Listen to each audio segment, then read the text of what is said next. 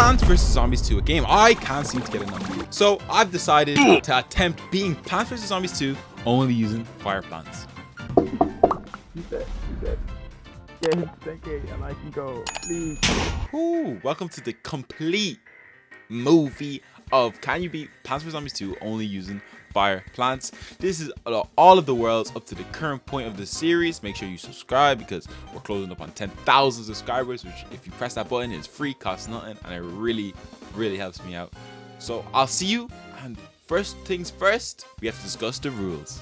Hold on, before we get deeper in, let's put some basic rules down that we can follow throughout the whole series. So the rules that we're going to follow throughout this whole series: rule number 1, no leveling up plants. We're keeping them as low level as we can, so level 1 except for that mandatory level 2 peashooter that we need to start the game.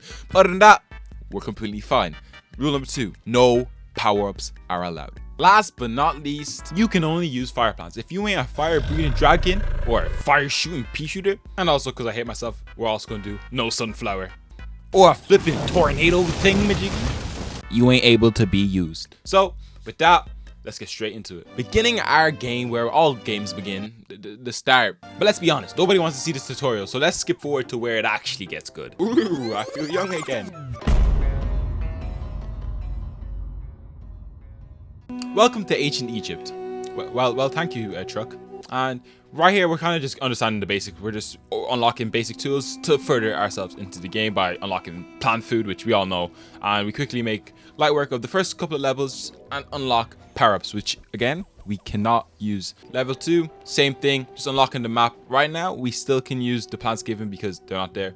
And we also unlock the mandatory level 2 peashooter, which will not be used at all throughout. But once we finally get to level 6, yeah, another level we can't do. So technically in ancient Egypt there is 6 levels we can't do without using fire plants, and on day 7 this is where we actually get to use plants. After making a quick realization that ancient Egypt has 0 fire plants, we're gonna have to spend some money.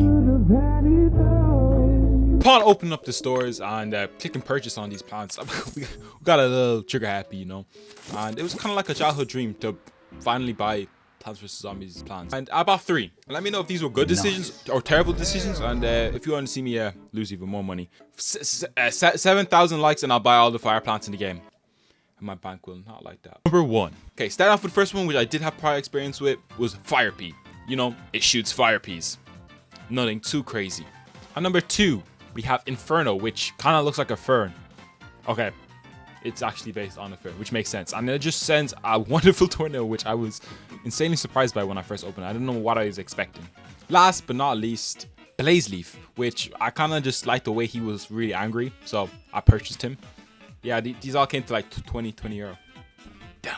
Now, finally being able to select my army of paid plants, we assembled and we finally took on our first day where we can actually use the fire plants. And we had some plants pre-placed for us, which we're going to allow because why not? They're going to be used up anyways by some explorer zombies. So we just do that, and this allows us some time to build up our sun, which we can place a new plant being our Blaze Leaf, which I thought was a long distance plant. I was quickly shown that he was not, and I started to worry. But we actually got some glimpse, and I saw a glimpse of hope that this guy might have been a good decision. Having no actually clue on his potential, I placed down a fire peashooter, and it was my first time using him.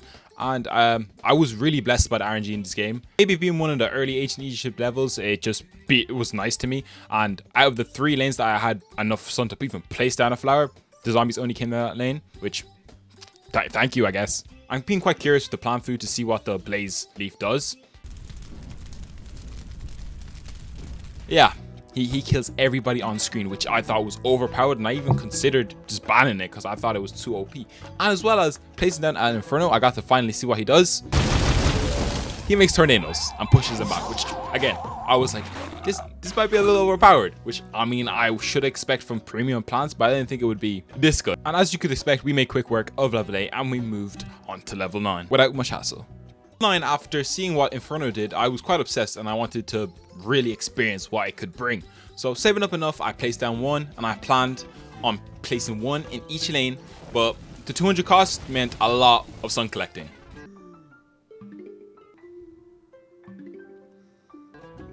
I just had enough just before the zombie passed the 3 tiles deep threshold that I was going for.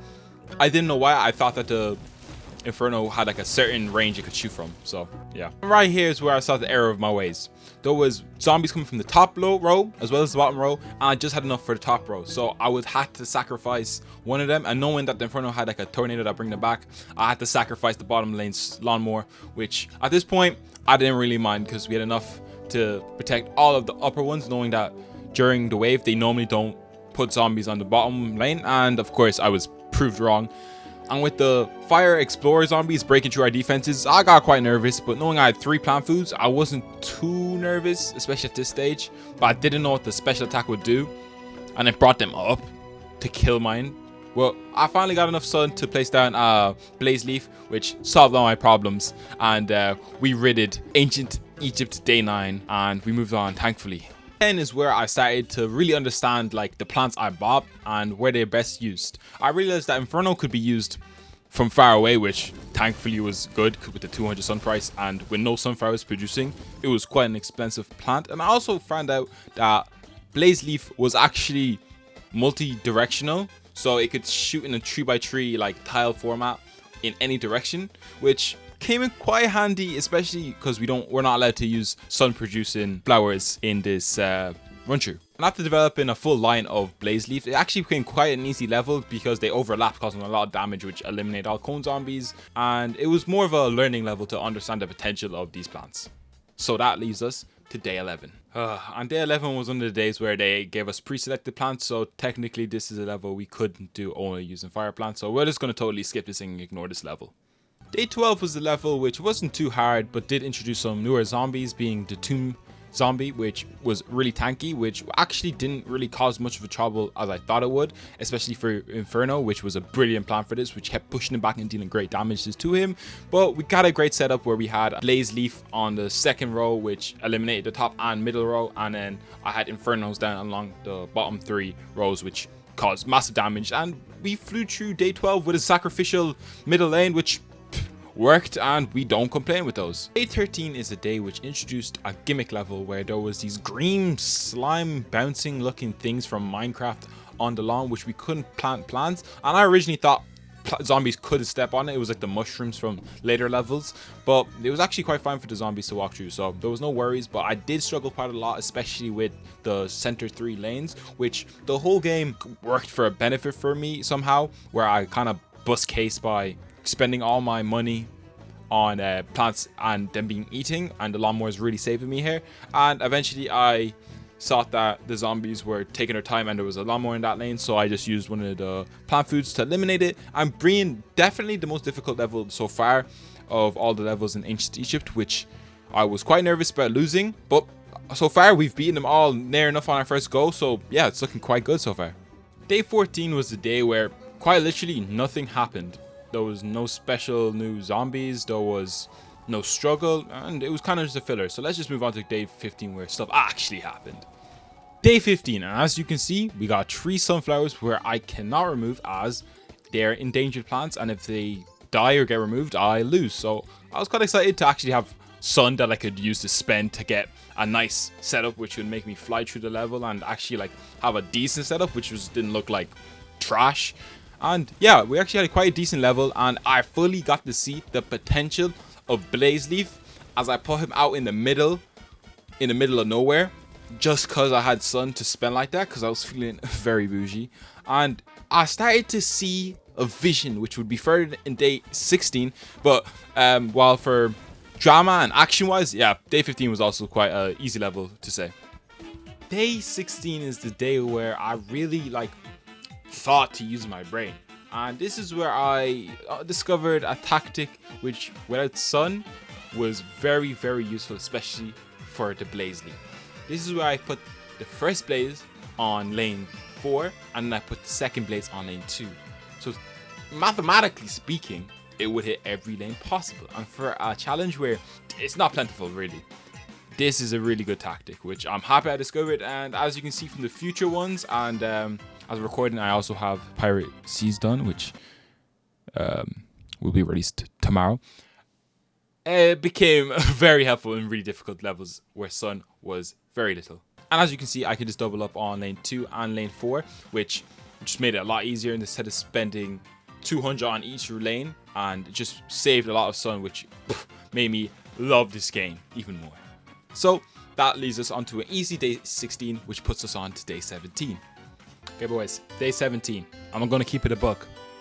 It was very easy. I'm also not gonna lie to you, all these prepare your defense levels where they're cool to have, you know, there's a nice change of pace and gives you a bright like new perspective on Plants vs Zombies 2.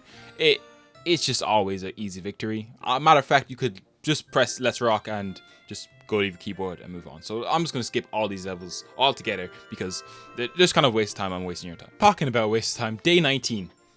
Just literally nothing new to bring to you. It was a very filler day, especially the next couple of days, which we're kind of going to just fly through because there's no benefit of you watching them. And yeah, it was more just another spruced up day 15, which was a day 20, another easy level. Moved on to 21. Day 21, literally nothing new as well. Just spammed the same tactic that I always did. Quick, easy level, wasn't that long at all, with a couple of pre-selected plants, which led us to day 22. Day 22 did leave us with some our first couple of losses in a row due to complexity and me just being kind of bored from the last couple of levels, trying to try new tactics and stuff. But we just kind of build it up on our blaze leaves, leading us to day 23. Could you guess what happens on day 23? Absolutely nothing. I beat the level with 4 plants and a lot more. Okay, next level.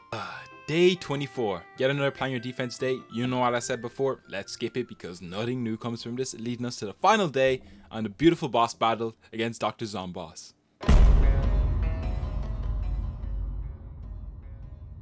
Welcome to day 25. By far the hardest level in the whole game, and this is a level where I was quite literally battling for my life, not losing on my try, but we somehow buzz case. Planting many zombies in random locations and really just hoping that I win. Just really did work out for me, and it was a tough level where we couldn't use fire plants because it's a conveyor level, which is a gimmick level which we allow because I have no control over it. But it was a really fun level to end off the ancient Egypt way.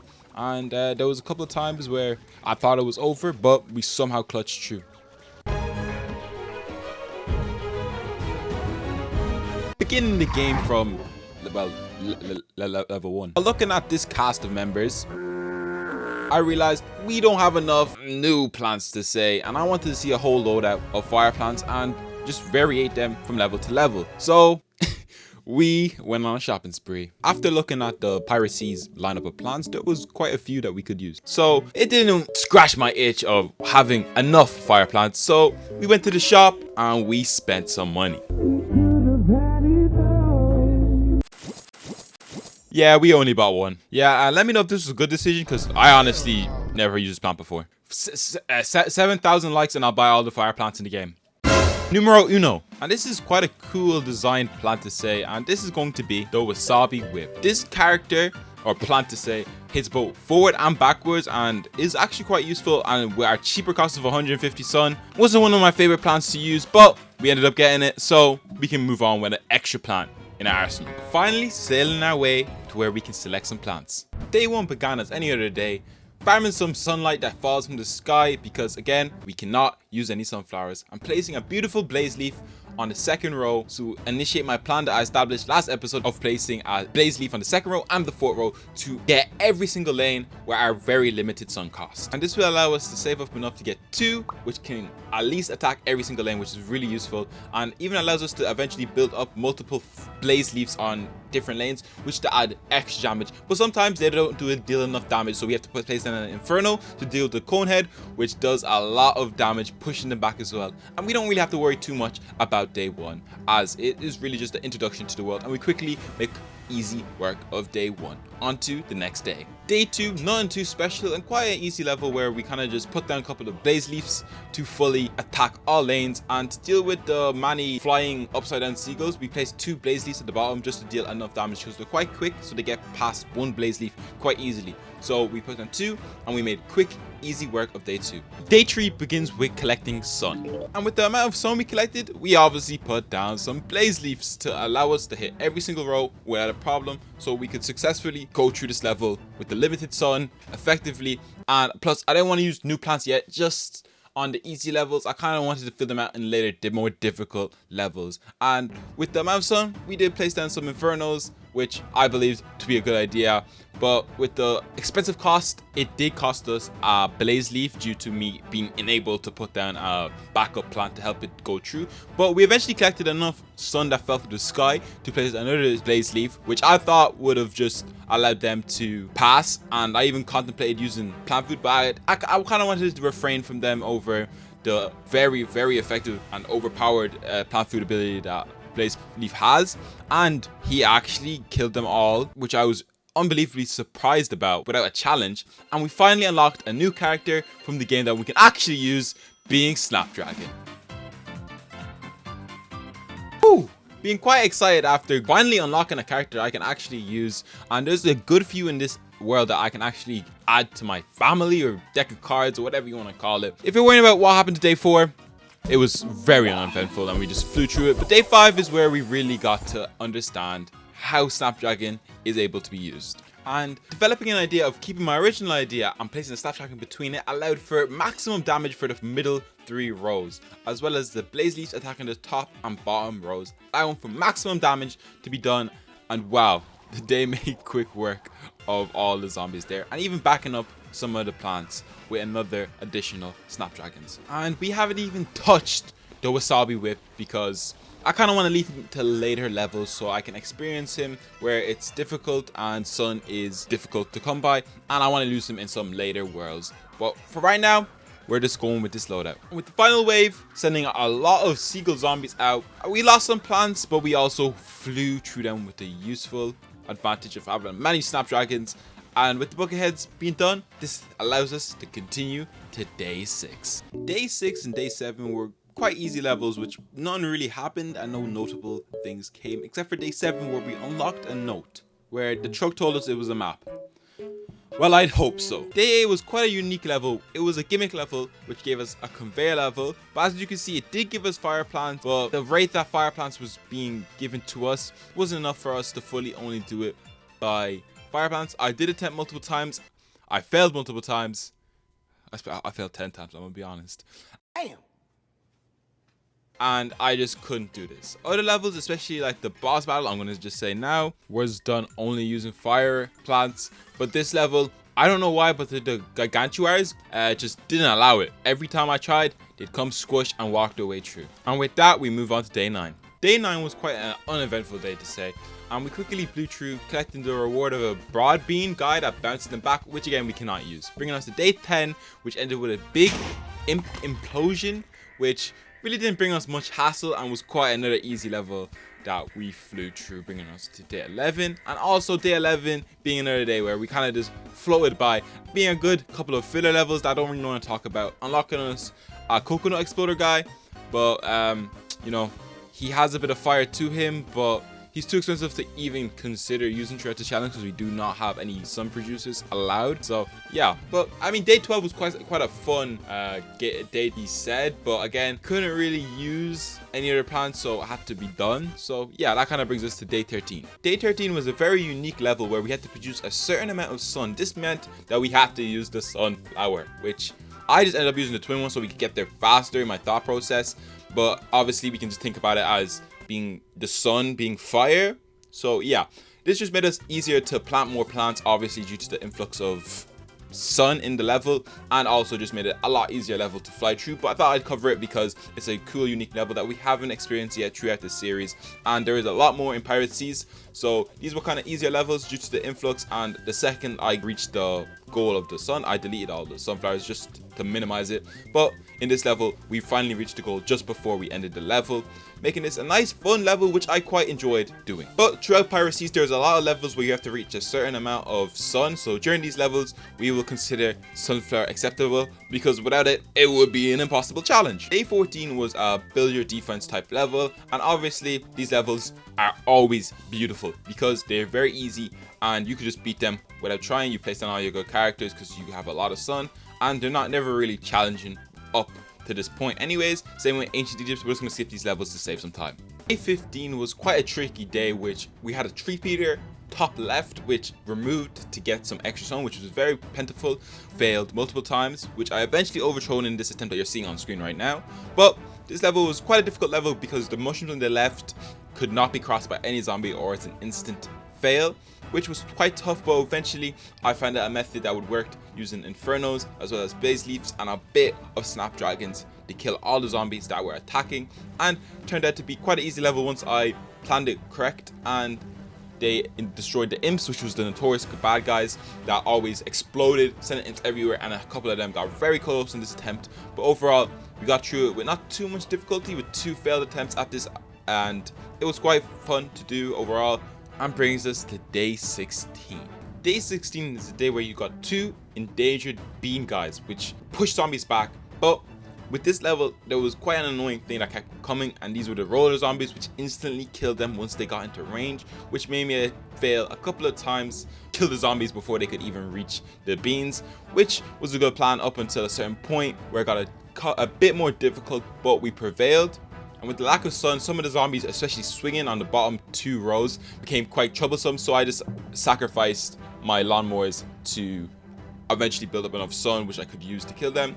And right here I got enough where I decided to just leave him take the lawnmower, and blaze leaves on the top row would kill the first one, which I was here. And right here you could see that the roller zombie was moving on, and I thought the blaze leaf could get him before he could be squished, and I was instantly wrong about that, eventually taking us out and the imp in our plant and taking our first L. No, we don't take no L's. We ran that stuff back and we took the victory finally after many attempts. I'm not gonna put them all in here because the difficulty's kind of going up, but we eventually won, and that brings us to day 17.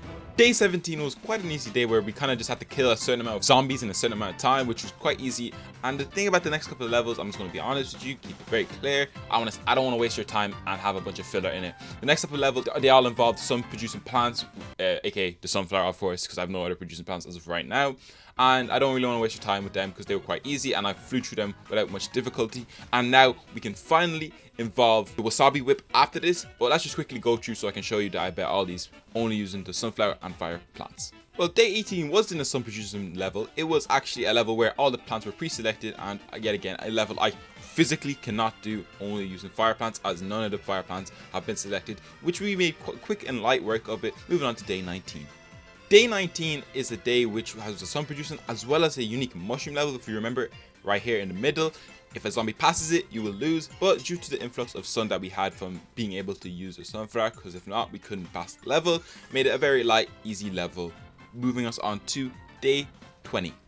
Day 20, actually the easiest level of the past couple of levels, so yeah, very easy, very beautiful. And we move on to day 21. Day 21. This day was a very easy day which had 2 gimmicks where you have to kill a certain amount of zombie in a certain amount of time, as well as produce a certain amount of sun.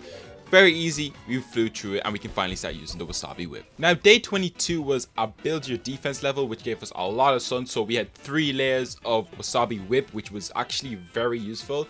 But like I said, I just wanted to try out some of the plant food too. I was really holding because I didn't really get to try it out in this world. But we made day 22 light work and we quickly zoomed on to day 23. Day 23 had the similar gimmicks as previous levels of having the mushrooms that cannot be trampled, as well as killing a certain amount of zombies in a certain amount of time, which was kind of filled with piracies where they always had a lot of gimmick levels, which at times were enjoyable, but with the vast amount they had, it was kind of annoying just, doing these ones, especially. At least it wasn't a sun one, so we could fully do this only using fire plants, and we finally got to experience a lot of the beauties of the wasabi whip. Not too much happening, and it was easy level overall, ending it with a beautiful plant food just to hurry everything up because we were going to win anyways.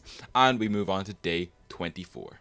Day 24 was actually quite a difficult level and it had me replaying it multiple times to eventually beat it, but we eventually got it done with a unique thing which I found out, that the broad bean actually ducks underneath some of the flying seagulls, which I kept getting eliminated by. And I just placed a blaze leaf behind them one tile just so they could finish them off, because they're quite fast and normally they don't really get it. But blaze beans hit all wave kind of shoot effect really was useful, and with the help of some fire please to help kill some of these faraway imps cannons was very useful, and it led me to beat the level a bit easier, but overall was still quite a difficult level. And we finally got to beat it and move on to the final day involving the boss battle. Woo! Day 25. This is a level which could actually be done only using fire plants, okay? We're going to count the coconut cannon as a plant that is fire because it's a fuse. It shoots a bomb which explodes, which I'm gonna say is fire. But there's a conveyor level which technically I would normally allow to use all plants, but due to this, it actually could be done. I tried it multiple times. No one went to reset if we had a bad start and whatnot, but eventually we got a brilliant run through. We started off with a coconut cannon beautifully that we could instantly take some health off the boss, but as you can see, a technique I used to make sure that we always had enough slots for more fire plants is I'd place down a plant and I'd remove it with the shovel as fast as I possibly can. I have to also look at the thing, keep a track of everything, as well as just having a whole view of everything. So there's times where I just wasn't able to remove the plants fast enough for them to deal damage, which isn't the perfect thing, but was the best I could do with what I had. There was times where it got really rough, where we had no plants at all in place to take down this gargantuar, whatever you want to call it, and we just had to sacrifice our lawnmower. But a lot of the times where we thought we were in rough, Dr. Zomboss would take out all his guys as well as my guys, which I was willing to take to save as much as we could, and looked very rough, and I was getting quite nervous that we might lose once again, being another one to the last count. But we flew through with the plant foods using on the cannon, and as well as just being able to destroy him. And with some of the most clutchest cherry bombs of all time, there was a point where we had no plants on the field, but we somehow came through and won. This was one of the clutchest and one of the hardest levels I've done so far in this series, and it's only going to get more difficult from here. Welcome to the Wild West, and first of all, we were introduced to how minecarts work, but I'm sure that all of us already know how they work. It's a day one, so there's nothing too significant to come from this day one, except for the minecarts and new mechanics of the Wild West world, where we can place one fire pea down and it can actually attack all lanes, which is actually really cool, but it does sacrifice building extra plants on those lanes. But other than that, it was, like I said, a day one, so we made quick work and we yet again unlock the character we cannot use. So that brings us to day two. Woo! Before we get to day two, this was by far already shaping out to be the hardest challenge I've ever done for PvZ. To help us aid in that frustration, let's add some new plants to our arsenal. Look, we can't use any of them, so you know what we gotta do? We gotta go to the store. On opening the store, we went to look for some fire plants that we can actually use, and let's just say we purchased a good few. And these plants actually had quite unique abilities, and I purchased two. Let me know if these were good decisions, bad decisions, because I actually don't know if I was using them effectively. And don't forget 7,000 likes and I'll buy all the premium fire plants in the game.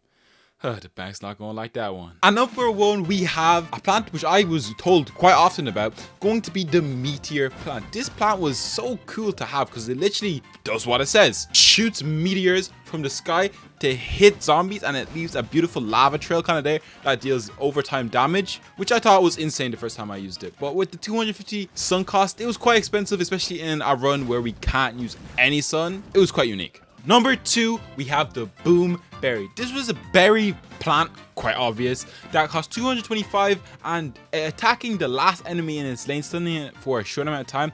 I didn't really like this feature in this world, which might become useful in later worlds, but for now it wasn't my favorite, and if I was using it wrong, let me know too, because I'm not the best at using blueberry. So let me know in the comments how you actually use it effectively. So with that, let's go back to Wild West and let's beat and defeat day two. Day two began with our beautiful new loadout and a couple of mine shafts that we made good use of, but with the plants being quite more expensive, and I did want to try them out, especially on one of the first levels I'm going to use them, I did want to save up and buy them each. And thankfully there was two mine shafts that covered all five, so with two plants I would be able to attack all lanes, which I was happy about, not knowing them. But especially with boomberry being our first plant that we got to try, I did not know what to expect, and it was quite weird that it went in the middle of both two lines, so I assumed that it did multi-lane damage, but through my use of it in this level, it didn't seem like that, so I was a bit confused, but it was still done.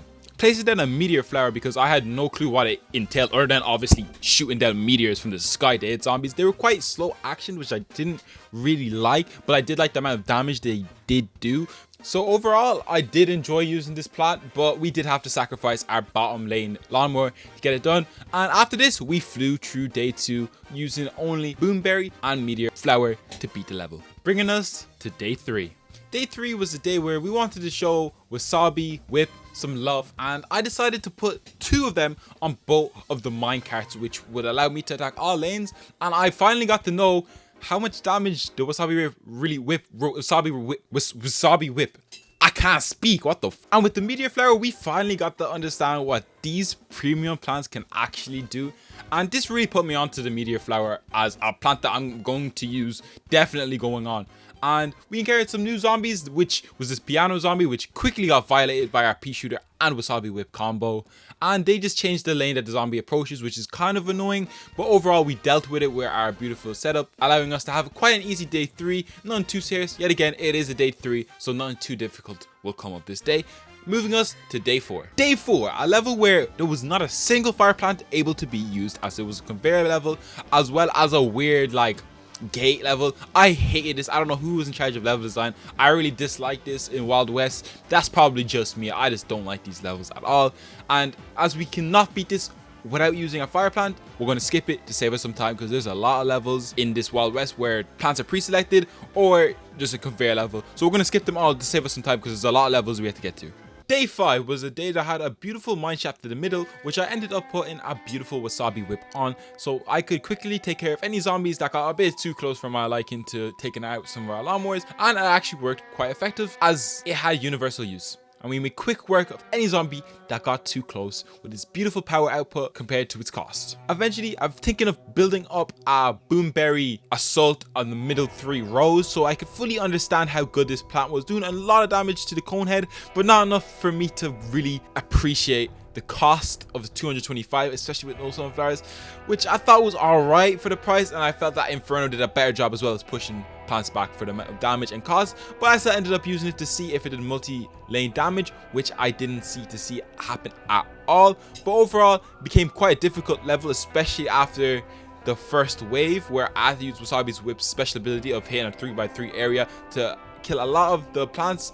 But a couple of the zombies that blew up and went behind caused a lot of damage, but we ended up killing them with a fire piece special ability using the plant food. But the bottom lane became heavily attacked with no plants there to back me up, so I was really struggling, but we ended up pulling it through. And with the amount of zombies that attacked the boomberries just couldn't handle that amount of force. So we ended up losing 1 lawnmower. But honestly, with the amount of zombies that attacked the boomberries, 1 lawnmower was actually quite surprising. But we ended up having no plants on 3. But hey, we won the level and we go on to day 6. Day 6 was a plan your defense level. And we all know how these go. They're a walk in the park, very easy, and they're quite nice levels, you know, to get a break from the intensity that was about to commence. But with that, let's just go on straight to day 7.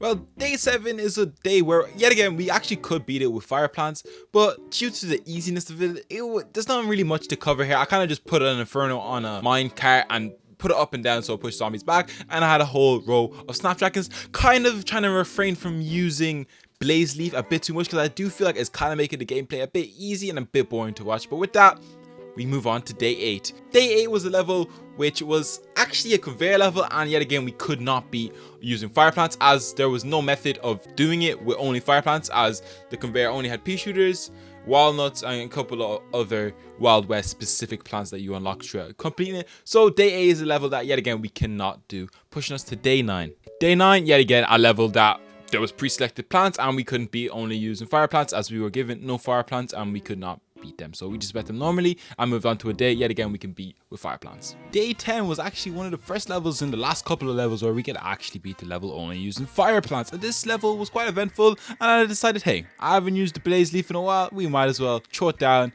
Matter of fact, let's use 2 of them so we can really excel at what we do best, and that's doing and playing with the Blaze Leaf. Obviously makes quick work of all the zombies here, which is not a surprise because, come on, they're the Blaze Leaves. And as well as a meteor flower, this really adds to the combo, as the Blaze Leaves would break them down and then the meteor would break them down. I was really scared about the chicken zombie man, but the Blaze Leaves made it really light work of the chicken man, which I was quite scared about playing against, especially only using fire plants, because obviously the electrical plant, the electric like spread plant, what's the name of it?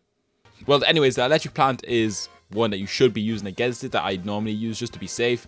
But with Blaze Leaf on hand and its beautiful special ability, yet again, we made quick and easy work of day 10. Day 11 was a level I weirdly had a lot of fun playing, especially that we could only use 500 sun, which was probably enough for maybe about 2 of Infernos, which I planned, and we had 2 rails, which made sense, so we used them, of course. This is where things got really fun. So the Inferno obviously sent in a tornado, which absolutely violated my ears every time I attacked a zombie, but it was fun moving the Inferno from one lane to the next lane and it just destroying all zombies in its whole row. And I eventually had 2 Infernos, which was going crazy, which was just really fun, and it wasn't really a tough level overall, but I had a lot of fun just moving and mixing and matching the Infernos from which lane to where they're supposed to be, and overall it was just a really enjoyable level. It's been weirdly one of the funnest levels I had in a while, especially these gimmick levels. But overall, day 11 was quite an easy day, and that moves us on to day 12. Hey, welcome back to these stupid weird fence levels which I don't enjoy.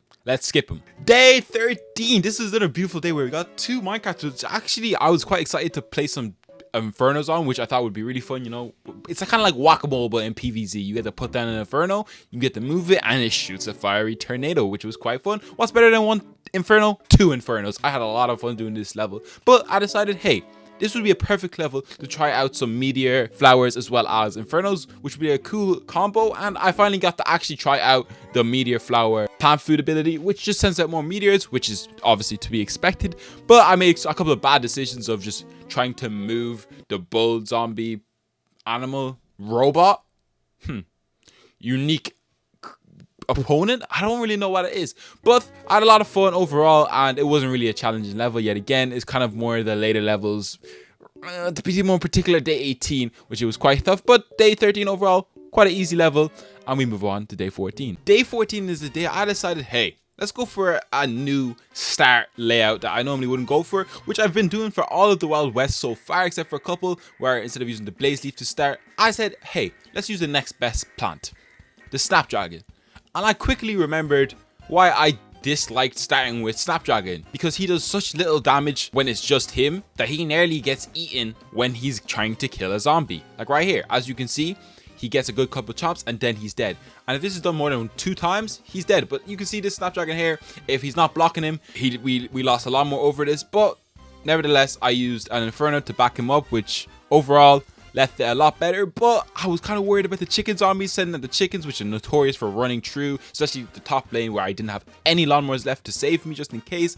But they actually did their job and killed the chickens, which I was really worried about. But overall, after this hurdle was jumped and building up enough Snapdragons to deal enough damage to kill whatever zombie would show up, it actually went smooth sailing. So at the start there's a bit of turbulence, but overall this level balanced out to be quite an okay level, and we're starting to see the difficulty of Wild West in this challenge to present itself. But overall, after this, yeah, day 14 was quite okay, and we move on to day 15. Well, day 15 actually wasn't a level that I couldn't do without fire plants. It was quite an easy level where I only used Infernos to really blow through, and there's nothing really to cover, so let's move on to day 16. Day 16 was an endangered plants gimmick level, which you all know we have to protect the walnut, which I could have plant fooded to give it extra life, but hey, I'm good enough at the game where I didn't need that. Placed an Inferno at the bottom row just to push back the zombie to save us a bit of time, but I decided, hey, Wasabi Whip is actually quite a cheap plant and is very good. It can defend both forward and backwards, and knowing those dynamite zombies that fly behind you is actually quite lethal. Why not? And I got into a bit of trouble, so I put in a blaze leaf cannon to try to clean up all my mistakes I made, and it ended up saving me a lot.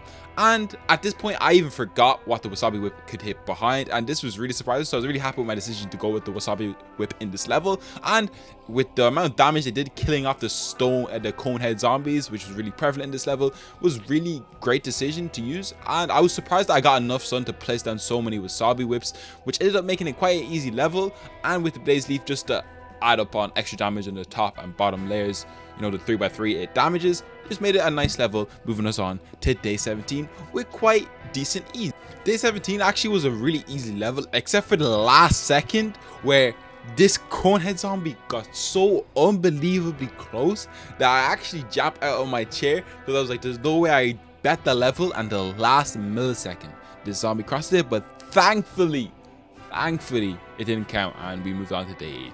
Day 18. Oh wow, was I naive. I prepared a defense level. A level I chuckled at, I laughed at. I even had fun. I've just placed down a bunch of random stuff knowing, hey, how could I go wrong? and the amount of L's I took from these stupid chickens over and over and over. This took me so long. Single-handedly, this level was the longest level that I've ever done in this playthrough so far. And if this is how it's going to be, going forward, Dark Ages is going to be a hell of a challenge. I trying my best not to use Blaze Leaf. This was the only level I had to use Blaze Leaf, because I didn't want to, because I felt it was a bit too overpowered, which showed evidently. I tried this level maybe 10 to 15 tries. Maybe I'm just cooked at this game, but I genuinely don't know what was happening. I kept losing and losing. I maybe spent 2 hours just on this level. It was so long, but after using the Blaze Leaf, I got on the second try in the clip that you're seeing actually right now, and I had to use the plant food. Everything had to be pulled out to use this. This level 18. I don't know what was wrong, but these chickens were on my tail the whole time. But we finally got it done. Thankfully, we can move on. Day 19. This was a really easy day too, where we couldn't lose 2 plants and we only had a certain amount of sun that we could use. And this was quite an easy level, especially after the notorious day 18 we had, where it literally took me maybe 2 hours. 2 hours, 13 minutes, and 9 seconds exactly to beat one level. So after this, I was fine taking one go to beat a level, because I deserved it after those 18. I don't know, it was just stupidly hard, which it nearly broke me from this challenge. I was like, oh, we're only on world 3.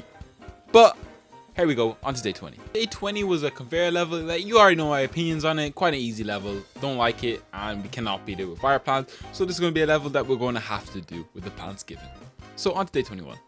Day 21 was also a day which was kind of uneventful. Same with day 22. They were quite, well, day 21 was actually a level I could do with fire, and day 22 being a level that I couldn't do because it was pre-selected. They were by honestly the same in entertainment value. They didn't really have much. And let's just go on to day 24, where there's a bit more to talk about.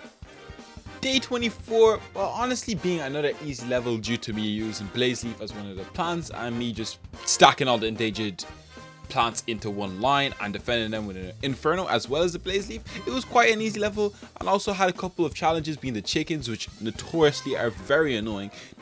Everybody can agree that they're stupid characters that always cause a couple of deaths once in a while, but overall we kind of went through it with a bit of ease, but not too easy, causing a bit of harm, by far allowing us to just say that this is the hardest world that we have yet to encounter, and only going progressively going to get harder and harder the deeper we go in. And the final wave, due to the Blaze Leaf plant food, just made it very easy, sending us to day 25, being the boss battle.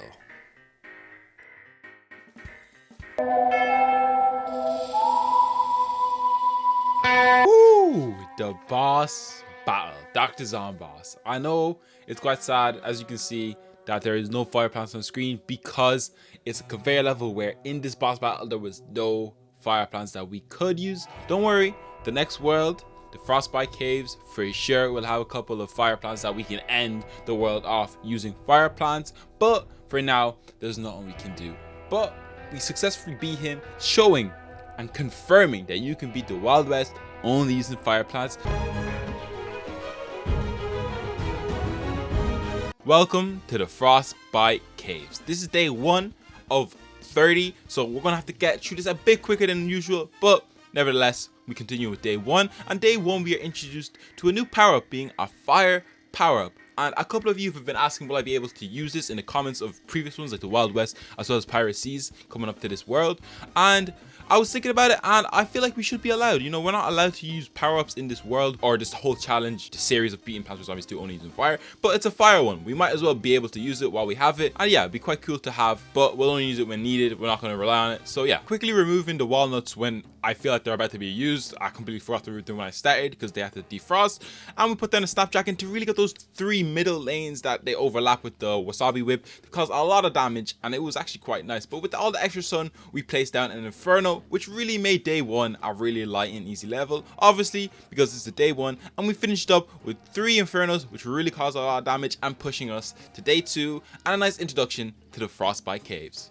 Day 2 is where I actually started making notice of these 2 hand signals that push plants into different lanes, which I can't believe I didn't notice in day 1, where I even effectively like built my offense against them. But this is the first level I actually noticed them, and there was a lot of defrosted plants which I really didn't know what to do, and we did unlock the hot potato, which was useful, and selling these plants so I couldn't use them gave me some back, some of the upgrades I got from previous worlds, which came in quite useful, and we built up a beautiful wasabi defense, which ended up being very lethal. And I really enjoyed using the wasabi whip. Using snapjackets between the wasabi whips really just made it a lot easier, and I took down a meteor flower because why not? I had enough sun for it, and with the amount of plants we had, we made quick and easy work of day 2, sending us to day 3 without even defrosting the repeaters in the back lane. Day 3 was the quickest and fastest conveyor level I've ever seen, and this was a level where we couldn't do it only using fire plants, as we weren't given any of the fire plants, but that will change later on, so we're just going to skip this day, moving us to day 4. Day 4 was a level where I decided to use blaze leaf once again, and I kind of made a bad decision placing a plant just above the tile switch lane hand signal, but this didn't cause too much problem until the zombies started coming at a more frequency, and it was quite difficult to deal with, and we did end up losing one of the blaze leaves, but overall it was quite an easy level.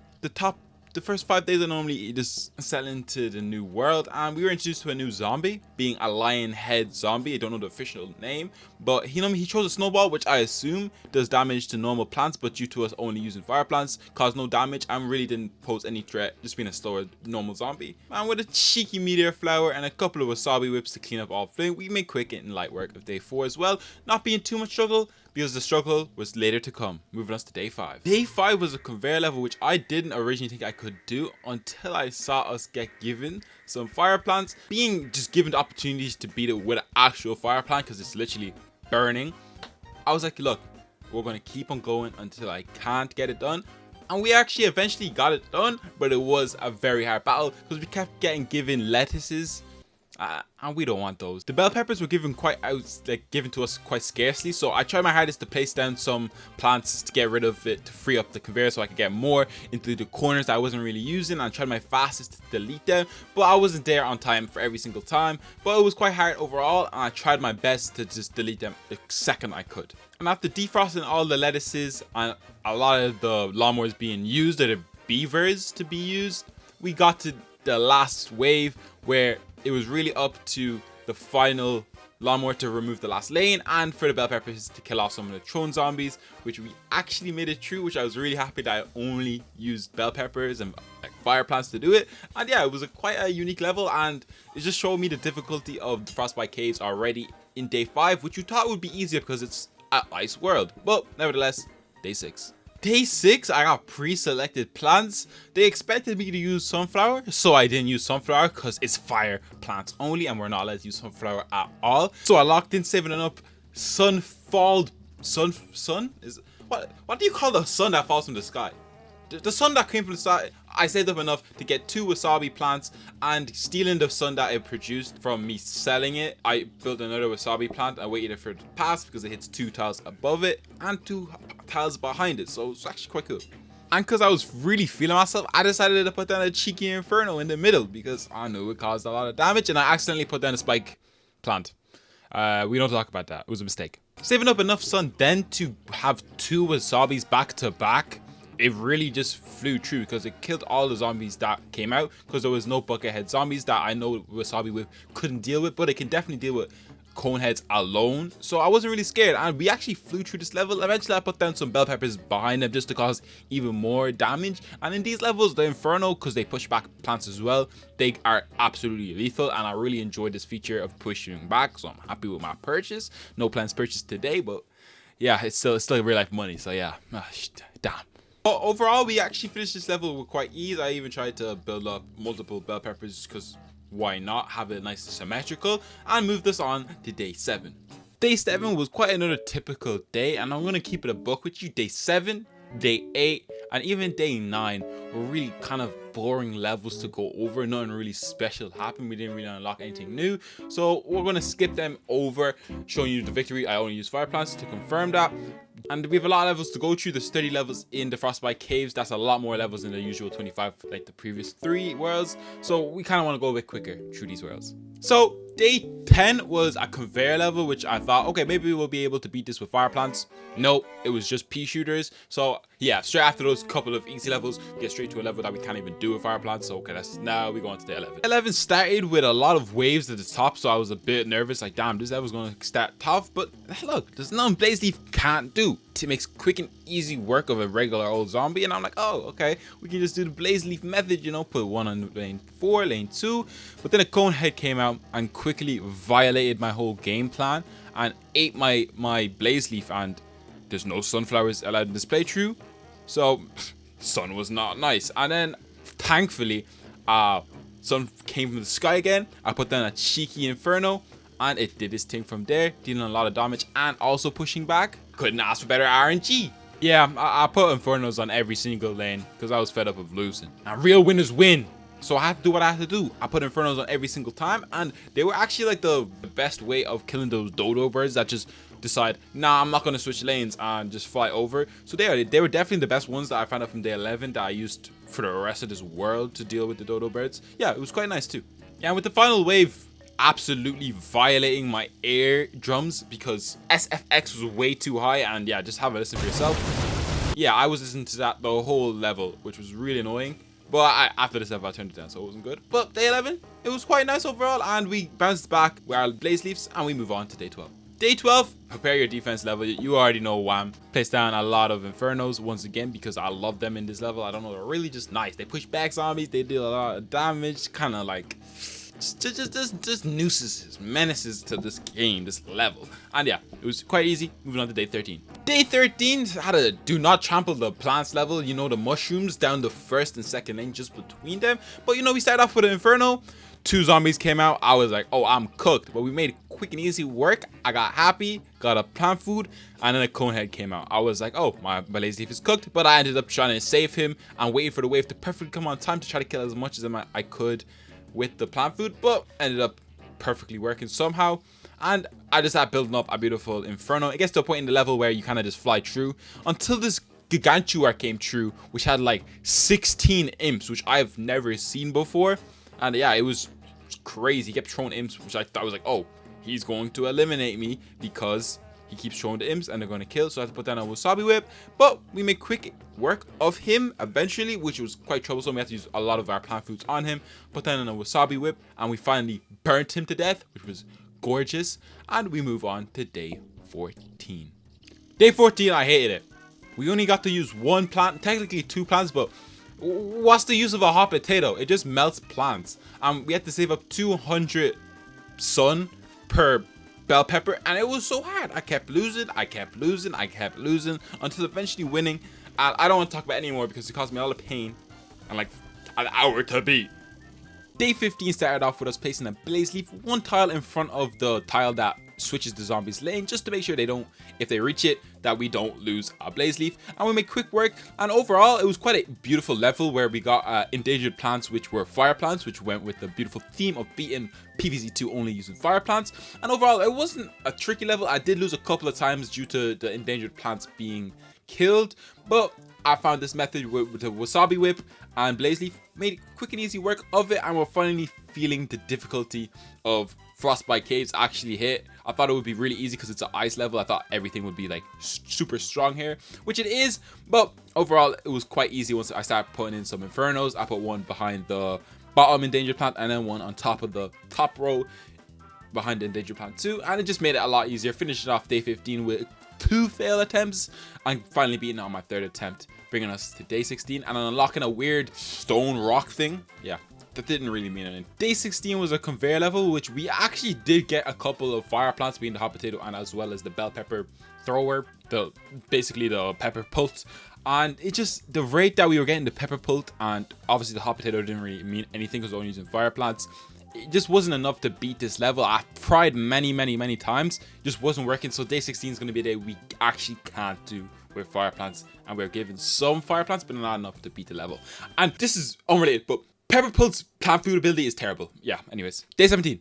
Day 17, if you weren't doing a fire only challenge, it would be quite beautiful to have some of these shrooms down already, but you know, I just collected enough sun fell from the sky, placed down a beautiful Blaze Leaf, and it actually took out all these ones that I could sell for more sun, which gave me enough sun to place down, and instantly another blaze leaf, which I put down. With the influx of sun, I got enough for an inferno, and I kind of just built it from there. I did have to sacrifice the top lawnmower, and we did see a new zombie that I haven't really noticed until this point that pushes out 3 ice imps.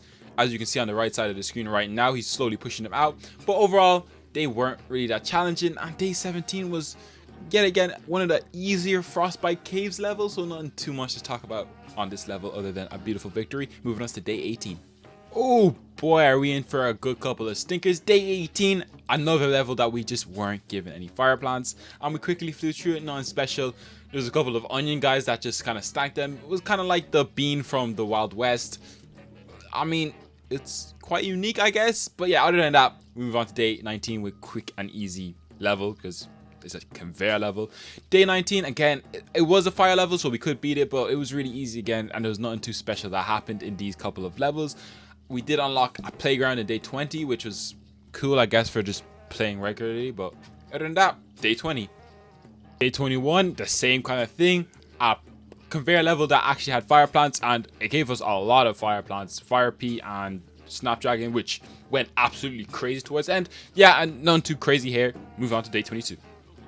Quite similarly, it was really easy, so let me just do you a favor. Instead of going through every single one, I'm just going to show you the victory, and we're going to get to the levels where they actually get quite interesting. So with that, day 22, that is us beating it only using fire plants. Day 23 was an endangered plant, and you know, it was quite easy. Beat that level 2, and we move on to day 24, which was a bit different. We had to do a sun production level, but you know, we couldn't beat that without using sunflowers, so that was done. Day 25 just couldn't be done only using bell peppers, because it was a conveyor level and it had to be done because you got the bell peppers so late into the level. Day 26 as well was just really easy. I bet that with like 5 plants, and I just added extra ones because why not? Free time. Day 27 was really easy until the final wave where 2 gigantuars came, and I don't know what's up with these Frostbite Caves giganticores, but they throw out like 5 imps. Shit was crazy as hell. But overall, we actually went through it quite easily. I eventually violated him, pushing us to day 28. 28 was a plan your defense level, and you already know what I said like in previous worlds and stuff like that.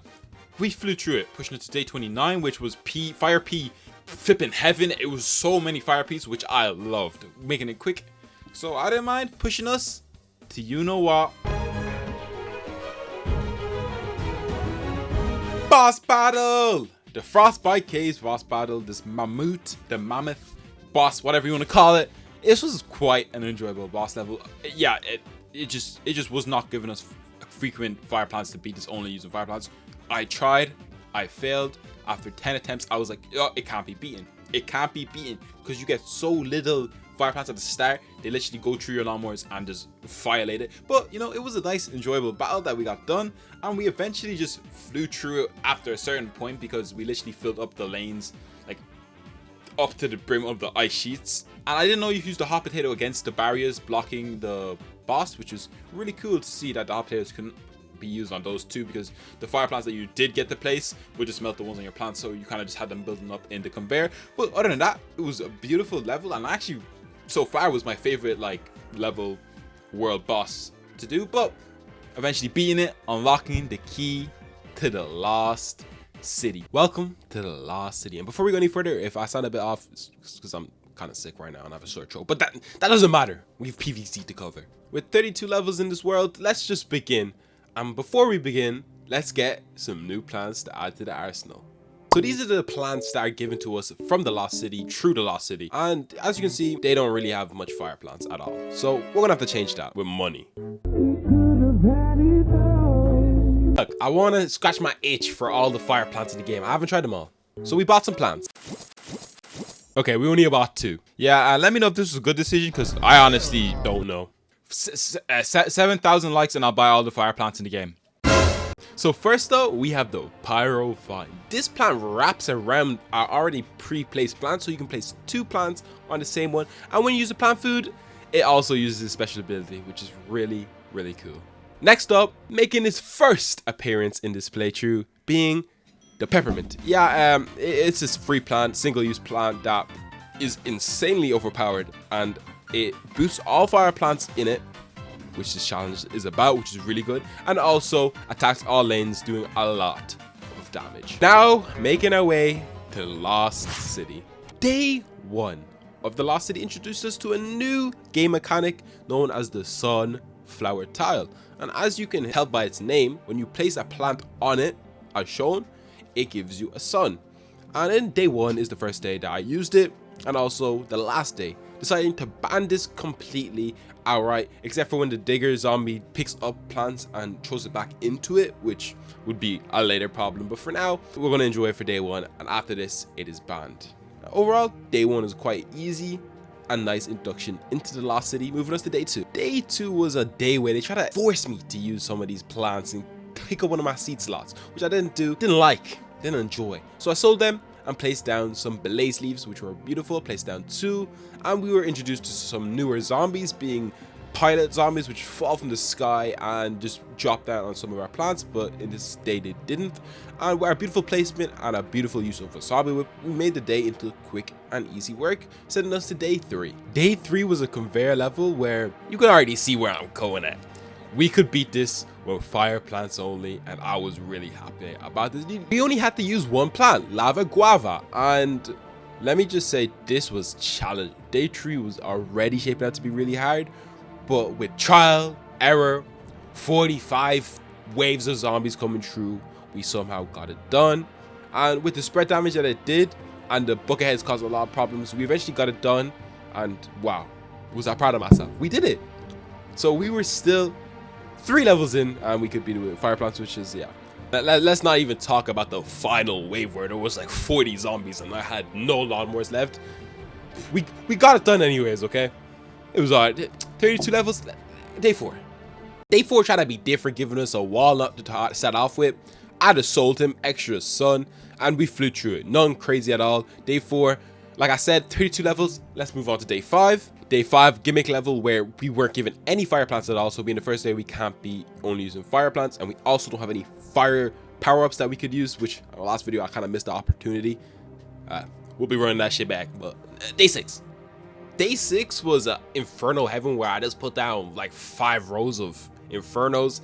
Day 6 and day 7, I like to call them twins because we just bet both levels only using 5 lanes of Infernos, which was insane, and flew through them, pushing us to day 8.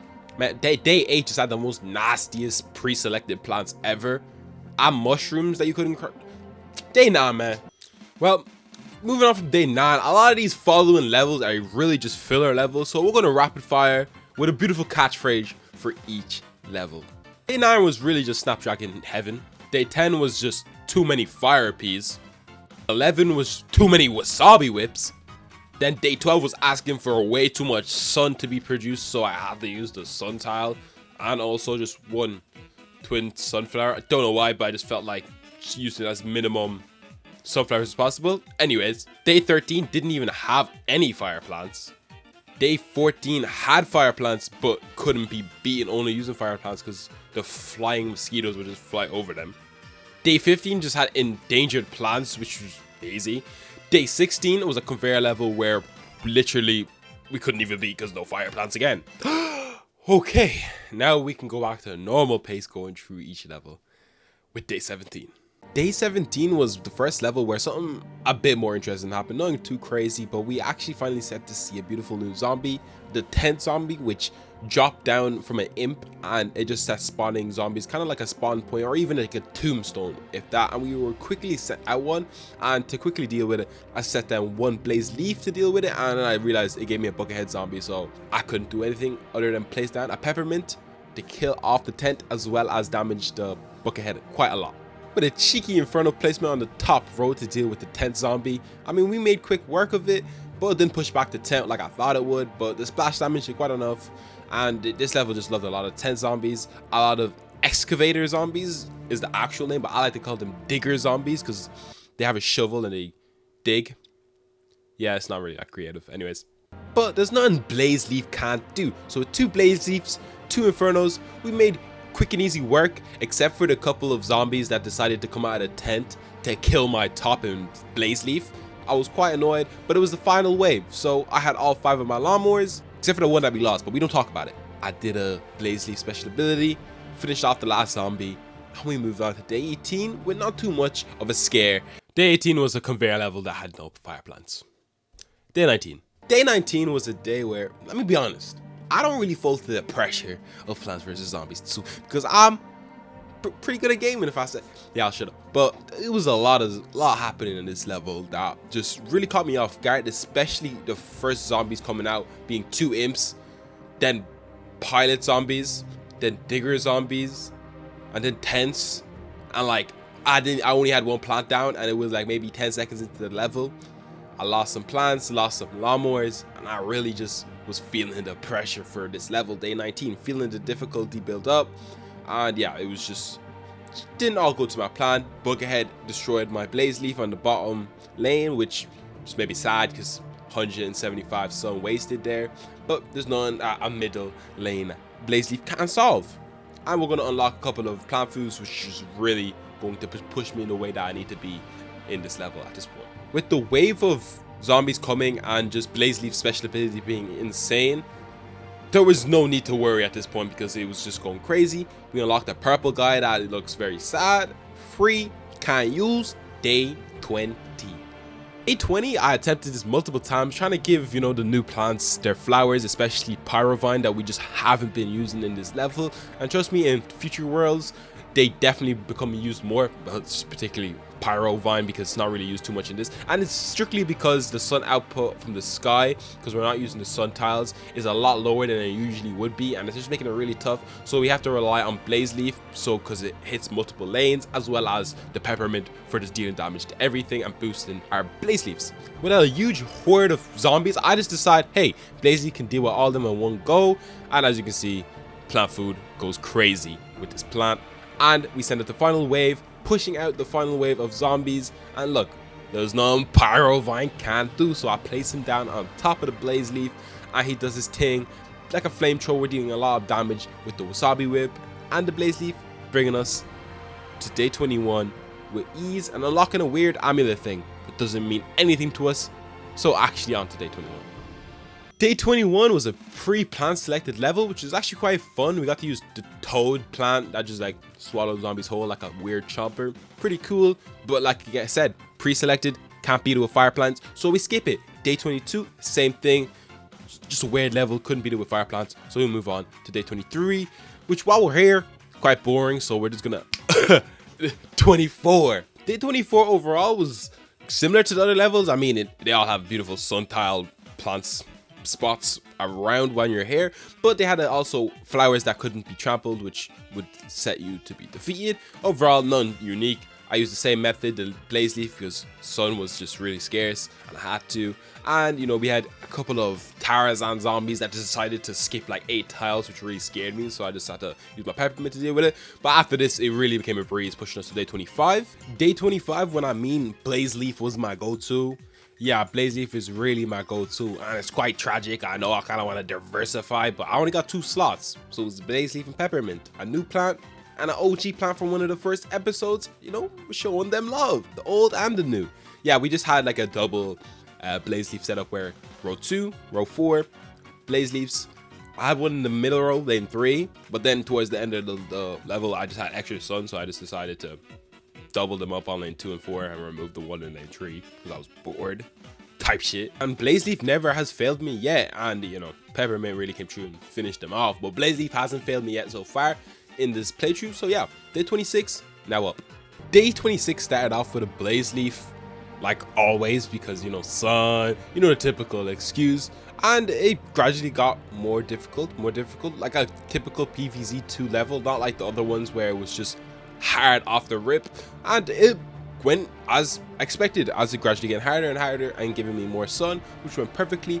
Eventually building up 2 blaze leaf, and then having enough sun to have a meteor flower just to pick off and deal some damage before they could reach the blaze leaf. And a couple of zombies getting through, like this Tarzan zombie removing one of my lawnmowers, which is just annoying other than anything else. Yeah, pushing us to day 27 after this because it wasn't too difficult, and unlocking our plant that we just don't need. Day 27, you already know how we started. 2 blaze leaves and we just go from there, but you wouldn't expect how this level turned out. 2 Inferno and 2 Pyrovine. Yeah, you could probably predict that. Nothing too crazy. got pretty hectic, especially with the final wave coming in. But with the amount of plants we had and the plants that we did have out there, like the blaze leaf, cheeky plant food would just eliminate everybody and just leave some of the bucket heads damaged, and you know, they were quickly dealt with by the inferno. Yeah, pushing us to day 28 without too much hassle overall. Day 28 had a couple of weird tiles, fire tiles, which quite intrigued me, but yeah, you just couldn't beat the level only using them, so I just couldn't do that. And they also had boulder tiles, which is quite cool too, kind of Indiana Jones type stuff, which was really cool, that we also had in the previous level in the start of the video. But yeah, couldn't beat this, moving us to day 29. Day 29, you already know how we started off. We started off with 2 blaze leaves on row 2, row 4, just to make sure we can attack all lanes possible. Beautiful tactic, highly recommend if you have blaze leaf in your plants unlocked to use it like that. Goes crazy. And if you're on that sunflower suit, bro, you're chilling. But also, I was really happy with my placement of infernos being on the 1st row, 3rd row, as well as the 5th row. I did this kind of out of symmetry because it looked nice, and I don't know, maybe that says something about my personality. Maybe it diagnoses me with something. I don't know. Let me know in the comments. And it actually worked out really well throughout this level, where Gigantitor, whatever they're called, started coming out. The inferno started pushing them back. As you can see right now, I have one on lane 2, lane 3, lane 5, and then I placed one on lane 1, just to have like them spaced out. And the Giganticores came out every single time on that side, which is really nice. And the blaze leaf special ability went insane. The final wave pushing out 2 of them, which was, I was like, I'm good. But the lawnmower was there. Final wave, I knew it was a guaranteed victory, and it was, from just victory alone from the plants, which I was good about, and pushing us to day 30. Day 30 just had aura. There was those mushroom guys back. They made an appearance in the Lost City, which kind of had me excited. A fresh new start. And then instantly 2 ballerina type zombies just pulled up, and I was like, damn. Forgetting that they can actually be walked on, I remember that like right here. And yeah, it worked out really good. None too crazy. The level just had flying through, which was insane. After putting down my bread and butter, you know, 2 blaze leaves down, and then I had some plant foods, and some of these zombies were getting out of range for the blaze leaf to deal with them, so I just used the special ability just to get it over and done with. And this pushed it to the final wave really quickly. I was really surprised how quick we got to the final wave, and the Tarzan zombies just jumping past them. Look, just plant food it, boom, done. Day 30 just done, literally like that, as quick as you saw. And yeah, pushing us to day 31. Absolute stinker for day 31. I thought it would be something cool, some nice gimmick level, and it was a pre-selected plant of all the plants in the world, which I mean, maybe cool for like a normal playthrough, but it's fire only challenge. So yeah, day 32, here we come, the final boss level. Welcome to day 32, also known as the Lost City boss battle.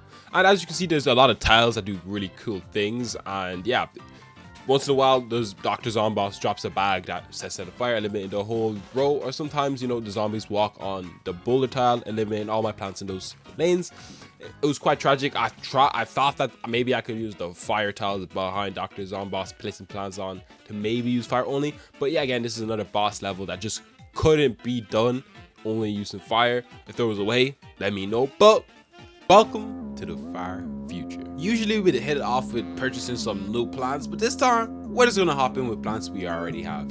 So starting with day 1. Day 1, we are introduced to new tiles that once we use the plant food, as you can see, they make other plants use the plant food too, which is really, really cool.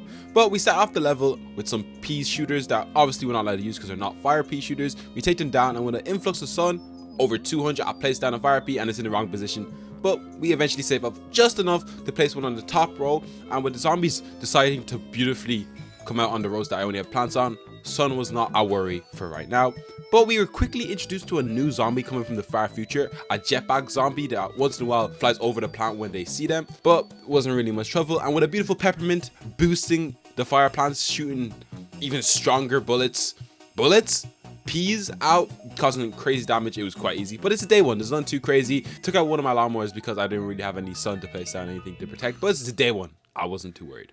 On to day 2. Day 2 was quite a unique level because look, there's triangles now, and there wasn't much too eventful in day 2. We had a couple of triangles, couple of X's, the typical stuff. I thought they might have a different power by maybe sun or something like that, but no, it's just another different tile for plant food. I let the cone head get quite far and then placed down a free peppermint that boosts fire plants too, so it was quite unique. And then this mech zombie came out. I thought I was in a bit of trouble, but I kind of just waited till he got quite deep, placed down a wasabi whip, and then powered him up, which just destroyed everybody behind him, which they try to do something, you know. With the final wave, I thought it would be hard, but there's nothing that peppermint couldn't solve, eliminating all 5 of the rows, pushing us straight on to day 5 with not much hassle, being the first 2 days being nice and easy. Really feeling the fire peashooter for the first 2 levels of fire feature. I decided, hey, let's go back to our roots and show the Inferno some love.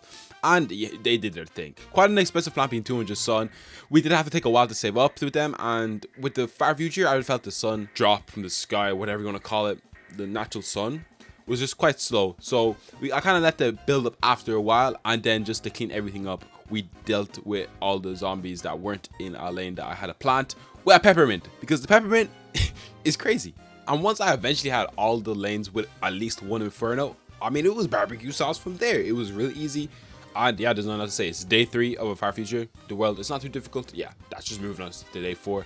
Day 4 tried to be different, where as you can see, there was purple sun that explosions can damage plants and zombies. So we had to be careful, but they were coming down at a much quicker rate, which was really good because, you know, more sun for more flowers. Yeah, and as you can see, yeah, the extra sun went a bit crazy with 2 full rows of plants, a full row of Infernos, and a full row of wasabi whips. So if any zombies came near, they would just get absolutely whipped. And I absolutely flew through day 4. Sending us to day 5. 5 was really colorful with a lot of new, just different pattern tiles that have special abilities that will give us extra plant foods for free. And we instantly got set up with a plant food from the first zombie being destroyed by a wasabi whip. After this, we instantly got a lot more wasabi whips, having a whole row of wasabi whips ready for the onslaught that was about to commence. Then this cone mech come out. I put down an Inferno just to keep it back because I knew damn well that the wasabi whip just couldn't handle it. I made the Inferno even struggled to defeat it, but we eventually got it done because it just kept pushing it back over and over and over again. And then we eventually pushed through day 5 without much trouble. You know, it's going quite well so far in the far future world. So with that, we push on to day 6. Day 6 was the first world that imposes pre-selected plants that we just couldn't beat because look, there's no fire plants and we just couldn't beat it without using the plants given. So we move on to day 7, a day that can only be done with fire plants. Well, day 7 being a level where I had basically all the tiles that even interested you at all, but anyways, didn't really make a difference. There was nothing really unique. I put down a couple of blaze leaves, put down a couple of Infernos, and just flew through the level. Nothing really too crazy. I don't want to put too much filler levels here, so let's move on to day 8. Well, talking about filler levels, day 8 was a conveyor level. Yeah, let's just go to day 9. Day 9 had a bit of an interesting gimmick, which didn't really affect me through this play, but interesting to have a couple of gimmicks to freshen up the gameplay, to say. And we couldn't lose 15 plants, which, yeah, was pretty cool. And the beautiful placement of these 2 yellow power tiles was normally where I always put my blaze leaves anyways, so when I did use a plant food, I showed, they went insane, doing 2 insanely damaging blaze leaf superpowers, which was unbelievable. And with them just pushing out a lot of zombies, I used the Inferno special abilities just to bring them all down into like the 2nd lane as well as the 4th lane, which just kind of rounded them all up to make it easier for the blaze leaves to work with, even though it would have been more optimal to bring it into the middle. But there's nothing I can do now about that.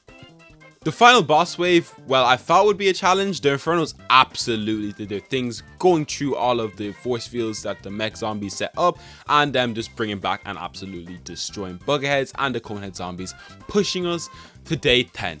Day 10 had literally nothing of importance except for these disco zombies. They were really cool, and they actually brought down 4 zombies quite frequently, kind of like the OG dance from the original game. If you remember, that was really cool. I just thought that was a nice reference. Anyways, we can just move on to day 11 because there's nothing really here to be of interest. Day 11 was a day where it was a plan your defense, and I went quite crazy with the Infernos as well as the meteor flowers, just having 2 full rows of both of these plants. And just because I had extra sun, I put down some vine plants around them just to kill some of the zombies if they get a bit too close. But we absolutely flew through because, yeah, you already know yourself that these plants are insane. Pushing us to day 12. Day 12, I really just made a name for myself, starting off with some blaze leaves and eventually developing from blaze leaves on row 2 and row 4. We eventually got some wasabi whips just to pick them off, and just because I like symmetry. We should all know this by now. And this level was really symmetry based, and eventually the gargantuars start coming out and I really pushed some pressure. I put down an inferno just to deal with it and just to kind of speed through this level. And then more gargantuars came out, imp ones, which was insane, and they were just shooting missiles at other zombies and plants. It was quite hectic, and I totally forgot these zombies even existed in the far future, so it kind of caught me off guard, but we actually dealt with it quite well, and I was quite happy how I dealt with it. And yeah, it wasn't really a difficult level overall, just kind of surprising. So yeah, we kind of pushed through it, pushing us to day 13. Day 13 was quite a nice level overall, quite easy. No new zombies coming out just yet, and we don't have all the time in the world, so I kind of want to skip out on some of the fillers. So day 13, as you can see, I completed it only using fire plants, as well as day 14, also been another nice easy level that we kind of just flowed onto, and was, matter of fact, it was even kind of forgettable. I did have a sun limit on it, but that didn't really matter because we didn't really need that much plants to beat it. In this playthrough, kind of flew through, so let's just go through those nice and easily, pushing us day 15. Day 15 had a unique challenge and a gimmick where that we had 3 citrons placed 3 tiles away from where the zombies spawned, and I actually was quite nervous, especially with the rate that the zombies were coming out with a lot of cone heads as well. I was like, oh, I'm cooked, but they perfectly timed it so where they came out they died. But then I ended up spending my sun on a blaze leaf at the front, and I couldn't deal with the zombies coming down the top row and the bottom row, so it was really hectic already. But thankfully the sun was coming out at a beautiful rate where I could put down a blaze leaf on the top row on the blue tile before the zombies could reach the end of the lane and activate the lawnmowers. So it was really, but the game decided to make it a lot harder for me, and it put out 3 cone mech zombies, which I was like, hell no, and I just decided to use blaze leaf plant food, and it just didn't work. But it did just enough damage for the citron to eliminate them fully, which I was really happy about. And then they sent out some cone head zombies after it, trying to clean up and damage my citrons, but they didn't do nothing. After this, the final wave wasn't really much because I ended up just using 3 blaze leaf plant food abilities, and it absolutely violated all the mechs that came out. And quickly sending us to day 16. At day 15, it was actually a nice and challenging level overall, and being one of the better levels that we've done so far. There's nothing like some conveyor levels that give us no fire plants at all, so we can't even beat this. So with that, day 17, and even day 17 couldn't be done with fire plants because it gave us 0 fire plants. It expected us to beat the level with this stupid plant that costs sun to attack, which was really annoying. But you know what? It's a cool gimmick halfway through, more than halfway through the level. With the last 10 levels being done, 3 out of 10. Stinker. Anyways, day 18. Day 18, we actually had to use sunflowers, so it doesn't count as fire plants. So another day we cannot beat due to us having the need to produce 6,000 sun, which, yeah, it's not fire. I know a lot of you saying it's the sun, you know, it's a big ball of fire. No, we're not counting it. So yeah, but for this gimmick level, we are counting it due to that reason, if that makes sense. Anyways, day 19. Day 19, we had the purple sun again that falls from the sky that damages both plants and zombies, if you remember from earlier in the video. And it actually came down at such a beautiful rate. I was kind of greedy trying to switch up the type of layout that I had, putting blaze leaves not on the 2nd and 4th row, which I always do just to save sun. And yeah, I eventually ended up doing it still and put infernos. We flew through the level. There's not too much to document because yeah, we just flew through, and it was absolutely insane with the rate of sun that just fell from the sky in these levels. I tried to cause some damage by exploding the sun to see if it damaged the zombies. It didn't in my experience. Maybe I have to wait till it's closer to the floor, maybe. But with that, it kind of was a nice level. I put down a peppermint to boost the damage that the plants were doing. And yeah, the gargantua imp zombies hybrid metal thing was the only thing that really damaged us. And yeah, it was quite a nice level. Happy with it. Put down a meteor flower, trying to deal with them and do as well, but was fast enough. And yeah, day 20 en route. Day 20 was another level where we had endangered plants, and I was like, oh, we're cooked, because it was a full lane of just plants that were endangered, obviously. And yeah, they just did hella damage, and I was like, okay, maybe there's a chance. And I didn't really know what's the best mode of operation to do this, so I put down a whole lane of infernos behind them, which turned out to be a bad decision, as a boss storm quickly let me know that yeah, I was cooked and I didn't really know what to do. But luckily I had some lawnmowers, and I just kind of put down some and prayed that the plant food would do its thing. It did its thing, and I did end up losing a lot and all of my lawnmowers, which let me know that I should probably not do this again, but we somehow made it through, which was absolutely amazing. And yeah, with the final peppermint to blaze our way through and upgrade all of our plants, we absolutely violated the final wave, pushing us to day 21 without much hustle. Day 21, we needed sunflower again because we needed to produce a certain amount of plants. Okay, it doesn't count. It's a sunflower. It's yet another level that is impossible to do only using fire plants. And the sunflower doesn't count again, guys, okay? It doesn't count. Day 22. Day 22 is a plan your defense level. You already know how this goes. We flew through it. Day 23. Day 23 was a unique level where I thought that we needed to produce a certain amount of sun, but it actually was you can't spend a certain amount of sun, which actually was fine with me because there's nothing blaze leaf can't do. And yeah, there's actually truly not much to say. We went crazy with all of the fire peas in the back trying to spice it up. I have something new, and it's all kind of been quite easy. The far future hasn't really been as hard as some of the other one. Like the Frostbite Caves did give me a lot more hassle, and even the Lost City were a lot more hassle. I just feel like the far future will kind of just fly into it a bit too easy, or maybe I'm just getting too good at the game. It's definitely not that second one. Anyways, day 24. Day 24 included the purple sun again, which I was really happy about because you know what that means? A lot of sun, which means that we could put down a lot of plants. There was no plant limit, so we were going crazy. I was going to switch it up. I didn't really use the fire pea in a while, so I decided, hey, let's put down loads of fire peas. And this all-star robot guy that actually came into the world roughly around day 14, if I'm correct. It came true and it caused a bit of hassle, but it is nothing plant food can't fix, and we absolutely burned our way through this level. It was insane, and it was actually quite a fun level to do because it was just a lot happening and I enjoyed it a lot. And yeah, there's nothing else really to say. We flew through this one, being a lot easier than like the Lost City and stuff like that. And do y'all feel like that too, or is that just me that I kind of felt this was easier than the past two levels, especially Frostbite Caves? That one has been the hardest world so far, which you wouldn't think because it's fire and the world's ice, you know, makes sense. But anyways, day 25. Day 25, the boss battle. And as you can see, obviously we can't do this with fire only. I think there's only been one boss that we can actually be only using fire only. But this is one of the cooler zombie boss like mech designs, which I was really happy with. And yeah, it was really cool that we could place down the tiles too. It's really cool overall. There's a lot of cool things happening, but there's not too much to say because we can't beat it with a fire plant.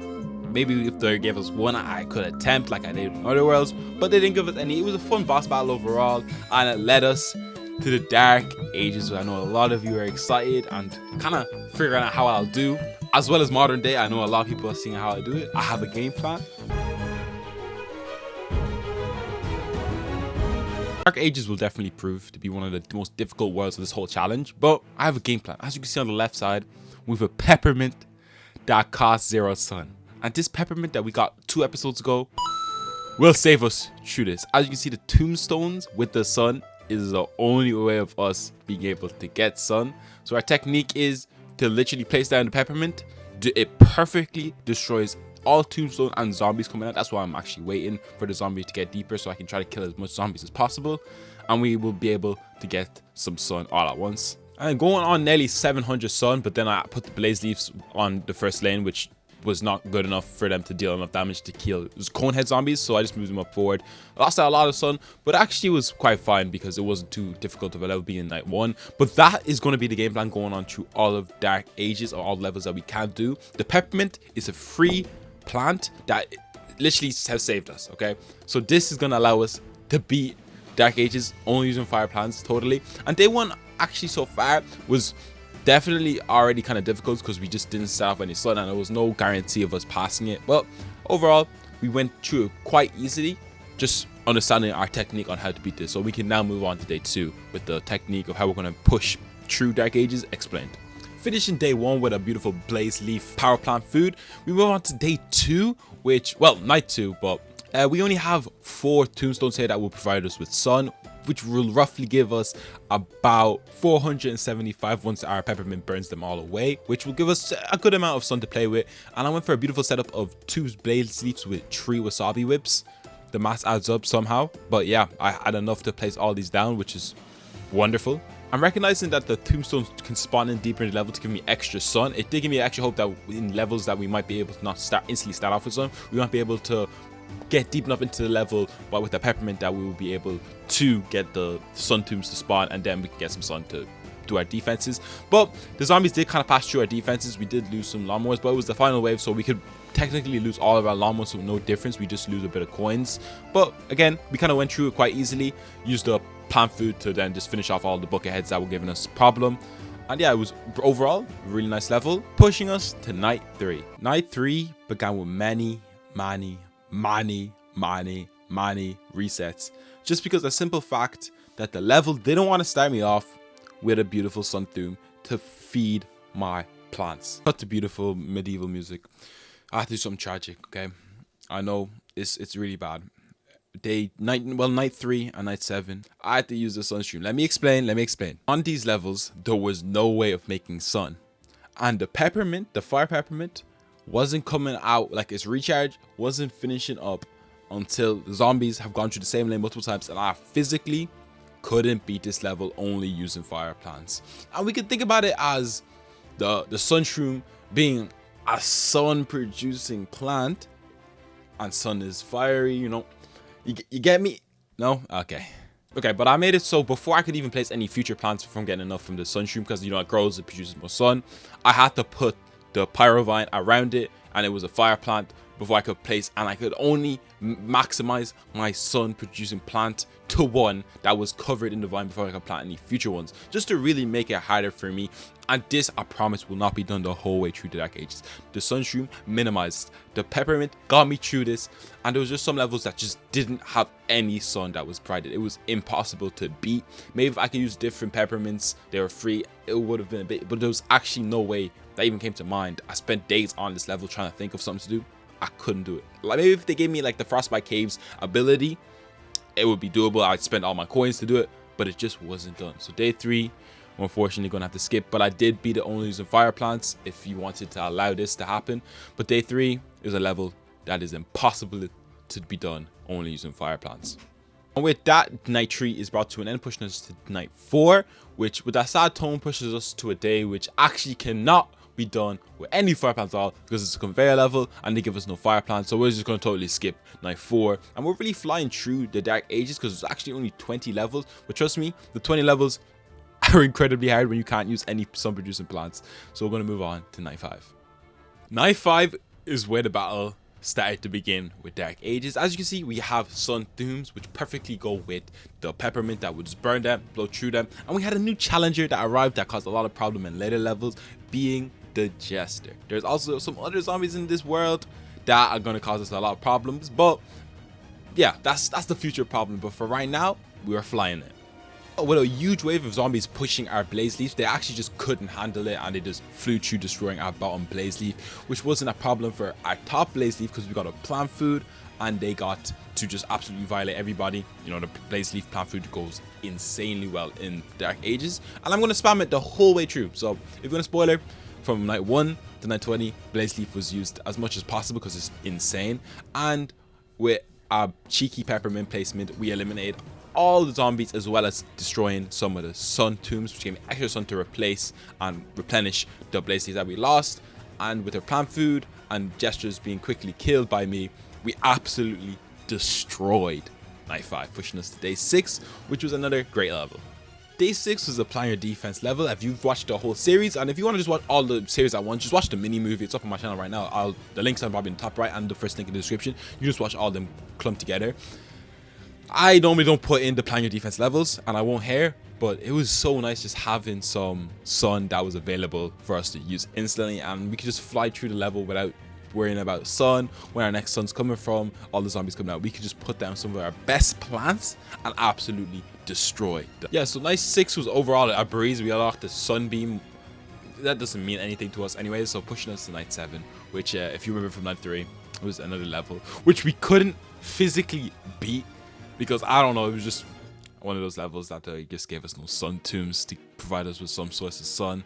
So again, I had to use the sun shrew. I'm just gonna skip it because it was quite tragic. But yeah, I did beat it with fire plants only. If you did accept it, that sun shroom would be alive just one, with the pyrovine surrounded around it before we could plant any other ones.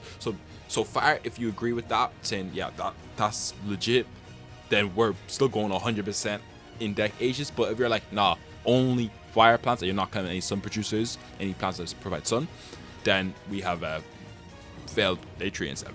But if you do, I appreciate you. But if not, yeah, fair. Day 7 overall was, after we had to deal with the no sun problem, it was kind of difficult because these knights were like spruced up bucketheads. They were absolutely insane, taking 2 blaze leaf plant foods to get through. But after that, we moved on to day 8, which is a level that we actually cannot be at all with fire plants because it's a conveyor level or a pre-selected plant level, which same thing, we're going to skip, moving us to day 9. Day 9, we used sun tombstones as well as the peppermint to destroy those tombstones to give us sun, and it wasn't really an uneventful day. This is our only way to actually get sun and beat the levels, like you've seen other levels too, but it just wasn't really that cool. They did have potions which altered the way the zombies grew. They grew in size and speed, which was kind of annoying, and we just put down a couple of blaze leaves on row 2 and row 4 that we always do, just so we can attack all lanes. And I put down a couple of infernos from the extra sun that we were given, and we still lost the top blaze leaf, which was annoying, but we kind of still got through the level without too much hassle. But this one night zombie really just made it quite difficult for us to get through the level, but our lawnmower took him out easily, pushing us to night 10. And night 10 was absolute nothingness because it was a conveyor level and there was no fire plants given, so we're just going to skip that with a pushing us to day 11, which actually kind of ended anticlimactically. But other than that, it was a really nice level. None too hard, none too difficult, especially for Dark Ages. I was expecting once we pass the night 10 point and just above, it's just going to be crazy difficult. And it was, but night 11 wasn't too crazy either. We kind of just lost every lawnmower towards the end. And yeah, pushing us to night 12. Night 12 was a day where there was 5 puff shrooms that were endangered, and they kept dying if you don't use plant food on them to keep them alive. And this level was fierce difficult because if they didn't die from just natural causes, I assume, they died from just being eaten. And it took me like 50 attempts to beat this. This was genuinely the longest level of all of the Dark Ages up to this point to beat, just because the sheer difficulty of keeping these guys alive, which is so annoying. But eventually we got it done, and the level wasn't too hard overall. We didn't really get any sun, but eventually we did got some sun tombs, which gave us some sun so we could put that extra protection, but it wasn't enough to like keep them alive throughout. But we only needed 1 blaze leaf to use its plant food ability to kill everything, so it was perfectly fine. And we finally got it done, and I'm never doing this again. It was just too hard. It was by far the hardest level of the whole playthrough so far. Definitely. Nothing beats it, and I'm done with that day 12. I don't want to talk about it no more. I'm pushing us to night 13. Okay, this point in the Dark Ages is where we get into multiple levels that really just throw up the trajectory of this whole challenge, because right now night 13 is a conveyor level, and the next couple of layers are sun producing levels. And as you know, we can't use sunflower, but we had to produce enough sun, and I tried to beat it just using the sun tombs. I couldn't do it. You needed the sun beam to like add extra sun into the world so you can get the 5,000 done. So we're going to have to accept these, but I'm going to go through them really quickly because it's not fire only. But if you do like I said previously, if you do allow sun producing plants, they were completely done with fire plants only. But if you're not, then you physically can't beat this challenge in Dark Ages. And day 15 was just, well, night 15 Night 15 was just build your own defense level. You already know how I feel about them. We absolutely flew through this, and it was just a nice break between battling for my life to produce sun in the Dark Ages, which was just hard alone, and we didn't have, it was just very difficult, and we finally had sun, and it just made me really happy. So yeah, night 16, we're on to now.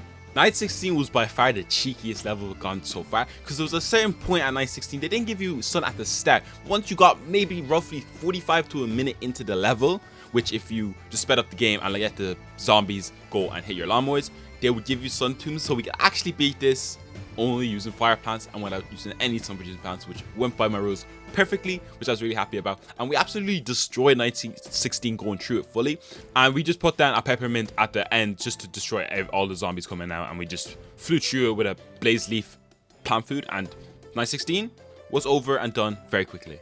Night 17 was a night where I was like, we have a lot of sun tubes instantly, so I'm going to use more expensive plants that are just more damage and then just better pushing back zombies.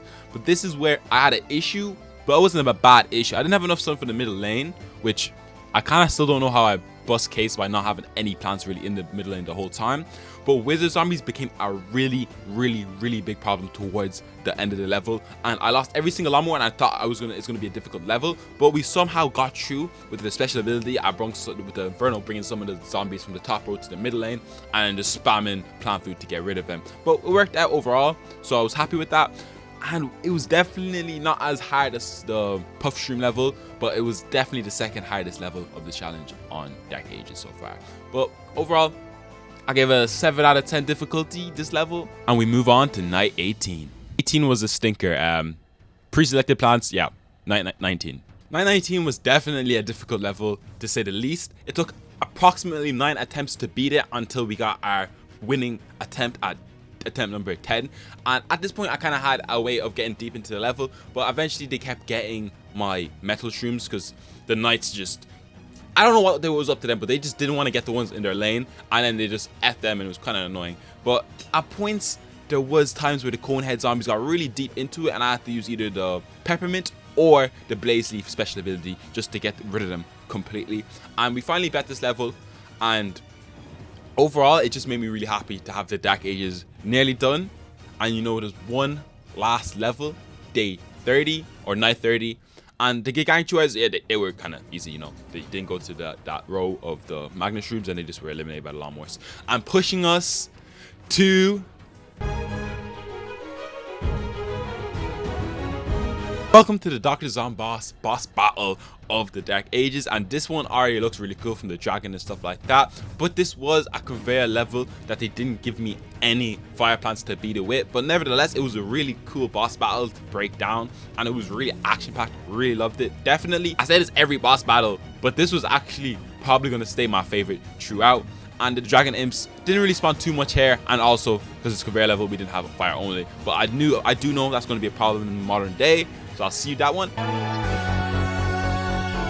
Welcome to the Neon Mixtape Tour world, and it had some unique features that made it a bit different from other worlds. When music played, different zombies had different abilities, which were kind of annoying, but we'll deal with that when it comes. And later in this world we'll add some new plants, because normally we start off with additional plants going into the world. So around day 10, so stick around to day 10 to see the new plants that are going to be added to our arsenal, make it spice up the gameplay deeper into the episode. But for right now, day 1 is a day 1, nothing too serious. I ended up just going with an Inferno layout just to feel how the level will go, and just getting used to the zombies that the Neon Mixtape Tour would provide to us. And it is day 1, so there's absolutely nothing challenging coming from this level. We flew through it on the first attempt, so let's just go to day 2. Day 2, we started off with a plant already there, so we just sold it for extra sun to start off, and we actually placed down some blaze leaves, which is just the best plant for the price so far in this playthrough. Maybe we'll change from the new plants that we acquire later on, but for right now, this plus Pyrovine go absolutely crazy. And we were actually first introduced to the new zombie on day 2, being the Rockstar zombie. When music kind of plays, it kicks plants back, and as you can see, it kicked one of my blaze leaves back and didn't make it my beautiful even symmetry layout that I always go for. But it was kind of cool to see. They got really annoying in later levels, so just keep that in mind for later levels, as well as future zombies I'm going to talk about when we see them, when we first encounter them. But so far it's been nice and easy, but that does change kind of from day 21 onwards, so let's kind of go through to day 3. Day 3 was a conveyor level where we couldn't beat it only using fire plants, so we quickly just flew through it and moved on to day 4. And day 4 was a bit more interesting. There was a lot more difficulty in just day 4 alone, so I was like, damn, this challenge is going to get quite difficult. But we started off with a blaze leaf, and we slowly built up to them, so we could attack all lanes no matter what at the set, because you know the sunfall is finally back after the Dark Ages. If you haven't watched that video, go watch it. It was incredibly hard. I still don't think any level is going to be as hard as that, especially modern day. I genuinely don't think it's going to be that hard, but we'll see when we get there. But we built up some blaze leaves, and then we put wasabi whips behind them just to deal with any of the faster zombies getting through, and just to deal extra damage to make sure our blaze leaves don't die. And with the blaze leaf special ability, I know a lot of you have been saying this too, this is off topic, but the animation looks absolutely terrible. It doesn't match the game at all. I don't know, I think they just cheaped out on the animation for it anyways, but it's a bit goofy, but it does so much damage that I just love it, so it has to be done. But day 4 overall was easy. Cheeky blaze leaf plant food, we run through it nice, pushing us to day 5. Day 5 had a couple of endangered plants, which eventually just got pushed by the Rockstar zombies, which gave me ideas for future levels. And blaze leaf and its special ability was insane. With the peppermint being free, we just did damage, and we actually ran through day 5 really quickly. I saw 3 flags of waves that would come up, and we absolutely blazed through them because when a wave would come out, I just used the Blaze Leaf special ability and I destroy every single zombie there. And it was overall easier than I thought it would be. I thought the endangered plants being so close to where the zombies come from, it would be fine. But overall, it was really easy, pushing us to day 6. Day 6 was a conveyor level, had no fire plants, had nothing interesting happening. I mean, they had a cool roller skating zombie that made the zombies behind it like invincible, which is unfair as hell, but okay. And she instantly killed plants too, which is really annoying. Yeah. Neon was Mixtape tour. I don't know what's happened. This is crazy. Day 7, we come in and we had some pre-selected plants, and obviously we can't use them because they're on fire, so we had a limited choice of fire plants. But I use the same plants every single time. Blaze Leaf, because he's the GOAT. Overall, he might not be the best plant out there, but for this challenge, the fire only challenge, he does bits, and I'm going to keep to him. The rock-sized zombies come out and they're in stupid lanes, but we can deal with them quickly by 2 Blaze Leaves to go to attacking all lanes. But there are some flaws in this that can be seen. When the rock-sized zombies, they're faster than regular zombies, so they do get to push us back, but it is nothing a peppermint can't fix to kill off all the cone heads as well as the rock-sized zombies. It was just a wave of these flipping roller skate zombies that just caused problem and nearly killed off all of our plants, but somehow bust case and we got through the level. That was a masterclass. We did lose a Blaze Leaf, don't get me wrong, but we still bust case. And then we used the last Blaze Leaf plant food to eliminate all the zombies pushing us. Day 8. Day 8, really not much happened. There was a lot of rock-sized zombies towards the end, but we had a Blaze Leaf which just violated everybody on screen, pushing us to day 9. And day 9 also we couldn't beat because it was sun produced as well as pre-selected with 0 fire plants, so we couldn't beat this level only using fire plants. And day 10 as well was a conveyor level with 0 fire plants. So let's have a little talk. So like I said at the start of the video, we're going to introduce some new plants to help us aid, because if you look at it, we don't really have much plants that are being given from the Neon Mixtape tour. So let's add a few to make it a bit more interesting and have some fresh plants in our arsenal. On opening the store, we went to look for some fire plants that we can actually use, and let's just say we purchased a good few. And these plants actually had quite unique abilities, and I purchased 2. Let me know if these were good decisions, bad decisions, because I actually don't know if I was using them effectively. And number 1, we have a plant that I genuinely was so baffled when you told me about this, and this is going to be the Frost Bonnet. Oh yeah, makes no sense, frost in a fire thing, but it makes sense, trust me. So it actually originally is a frost plant, but if you click on it, it switches to a fire variant, and a bit similar to Snapdragon. You're going to see it coming up on the upcoming levels, so I'll leave it here for now. And up next, number 2, we have the Jack-o'-lantern, and this is also a fire plant. As you can see from the green lantern, it burns 3 rows in front of it, dealing a lot of damage, and it was quite nice. You're going to see all these coming up, so I don't need to describe them too much, but these are the plants that we acquired for now, and we might add more later. Who knows? Stick around and we will see.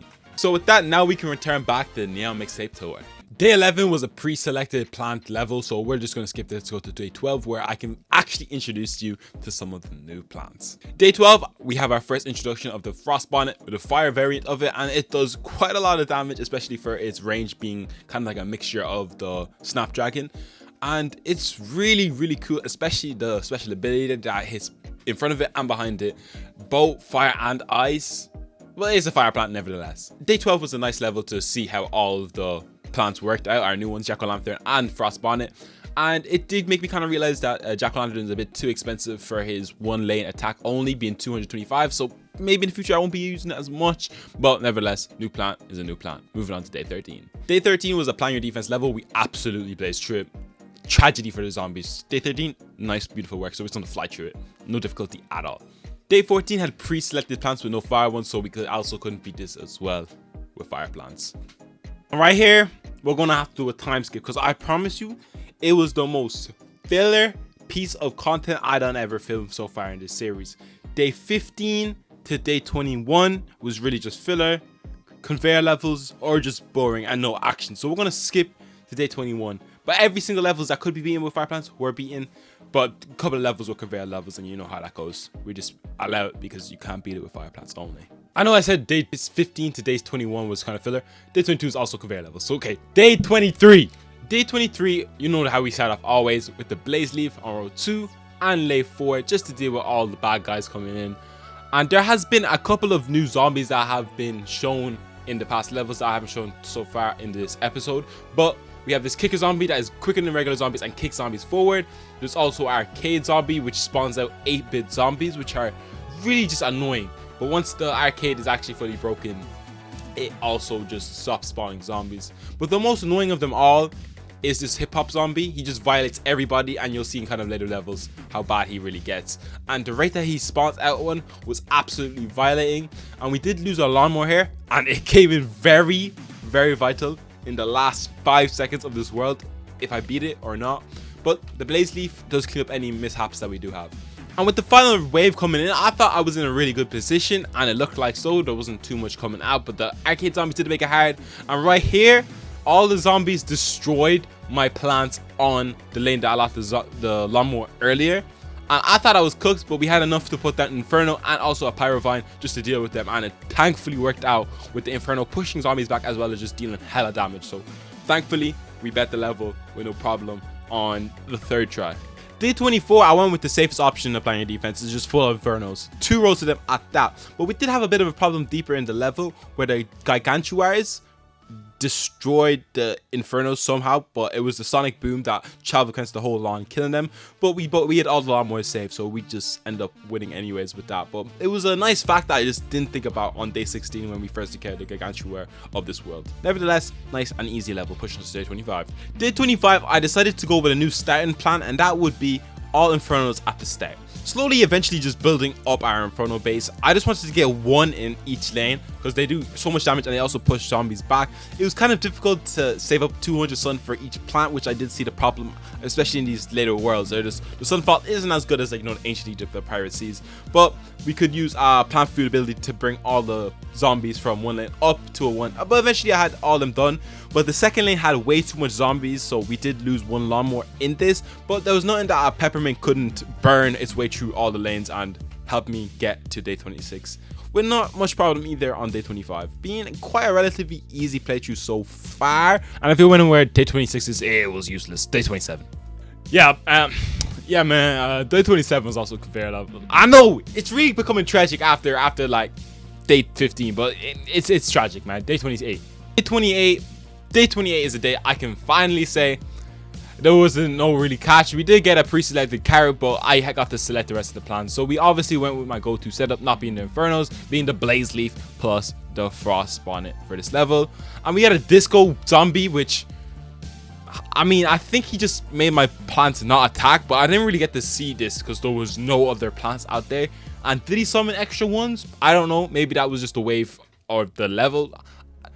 I mean, he's kind of cool, I get. Nah, I can't lie to myself. He's not cool at all, man. He sucks. And with the level heating up quite a bit, we put down a peppermint just to deal with all the zombies pushing us to the wave. And I kind of had a bit of a stinky Frost Bonnet setup. I didn't really know what I was doing, and I'm kind of upset with it.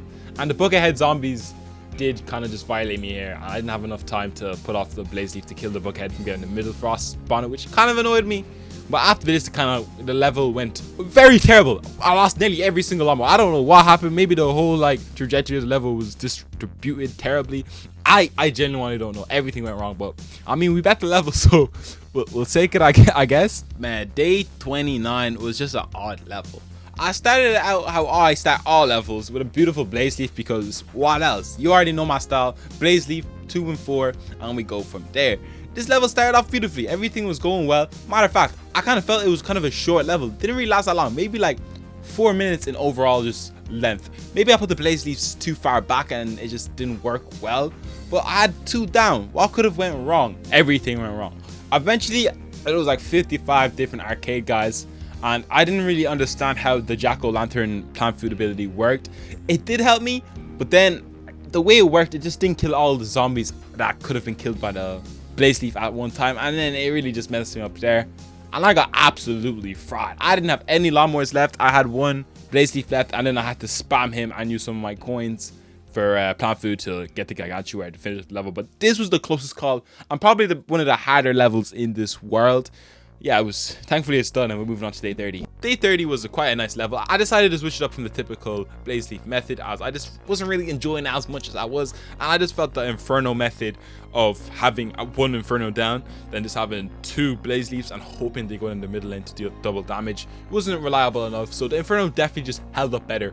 With the 200 cost, it was 25 more sun than the blaze leaf, but when you had them all down, which I couldn't believe I got 1,000 sun in this level alone, was just crazy alone. But it was tough kind of towards the end of the level getting that 5th one down, but eventually we got it down and we absolutely destroyed this level, pushing us to day 31, which was a level that was a conveyor, so we don't really have to even think about that one. Matter of fact, we can even skip towards day 32, which, if you know correctly, welcome to day 32, also known as the Dr. Zomboss Neon Mixtape boss battle. And let me be honest, this one was definitely my least favorite design of the Zomboss battle. Like, just look at him, he doesn't even look that unique. I mean, he has like spiky hair. It doesn't compete with the dragon. That's basically what I'm saying. And overall, you know, it's a conveyor level with 0 fire plants, another boss level that we just can't beat only using fire plants, and we're technically like 1 in 6 now from just 1 in 7 from boss battles that we beat with fire plants, which is kind of tragic, but you get to beat 1, so it's better than none, right? It was overall quite a fun boss battle, and we bet him eventually with the cactuses just chipping away at his health overall. Definitely one of the longer boss battles throughout this, and the Gargantuars on like 4 of them on the lane that I had no longer was really annoying. I was like, this game's really trying to set me up. We got it done, and it finally pushed us to the Jurassic Marsh. The Jurassic Marsh is definitely going to be a lot more exciting level with a lot more general content that we can actually do instead of conveyor levels and stuff like that. With 32 levels in Jurassic Marsh, we're going to have to just put our foot on the gas and go through this level as quick as possible, because, you know, we don't want to spend the whole day going through this level. But there was some interesting parts of this world that we'll get to, but let's just start where all journeys start, with day 1. Day 1 was quite a unique day by being one of the more tougher day 1s that we've ever experienced so far in the PvZ2 playthrough of fire plants only. And we had a beautiful lineup of 2 blaze leaves, which I'm always going to go for the rest of this challenge. We only have like 2 more worlds left, and you're probably used to me just using that with Frostbite on it. And this Triceratops zombie, which had so much health, it was like a spruced up buckethead zombie, was just violating me, so I had to put that in Inferno just to deal with it fully, and we finally got him killed. But he definitely caused a lot of problem later in the world, and there was times where the Frostbite just decided to go back to ice. So other than that, I changed him as quick as possible because there is a fire part of that plant, so we are allowed to use it. But when he accidentally does that, we're just going to allow it, because sometimes it happens in the game, and I'm not a robot. I can't straight away adjust the game to how I want to play. But day 1 overall is a day 1, nothing too hard, and we unlocked a new peashooter, which we could not use because he is not a fire plant. Day 2 started off with usual, putting our daily blaze leaf onto the 4th row, and then also eventually just building up enough sun to put them on the 2nd row so we can attack all lanes. And we finally got our first new encounter, being a literal dinosaur, which was really cool to see.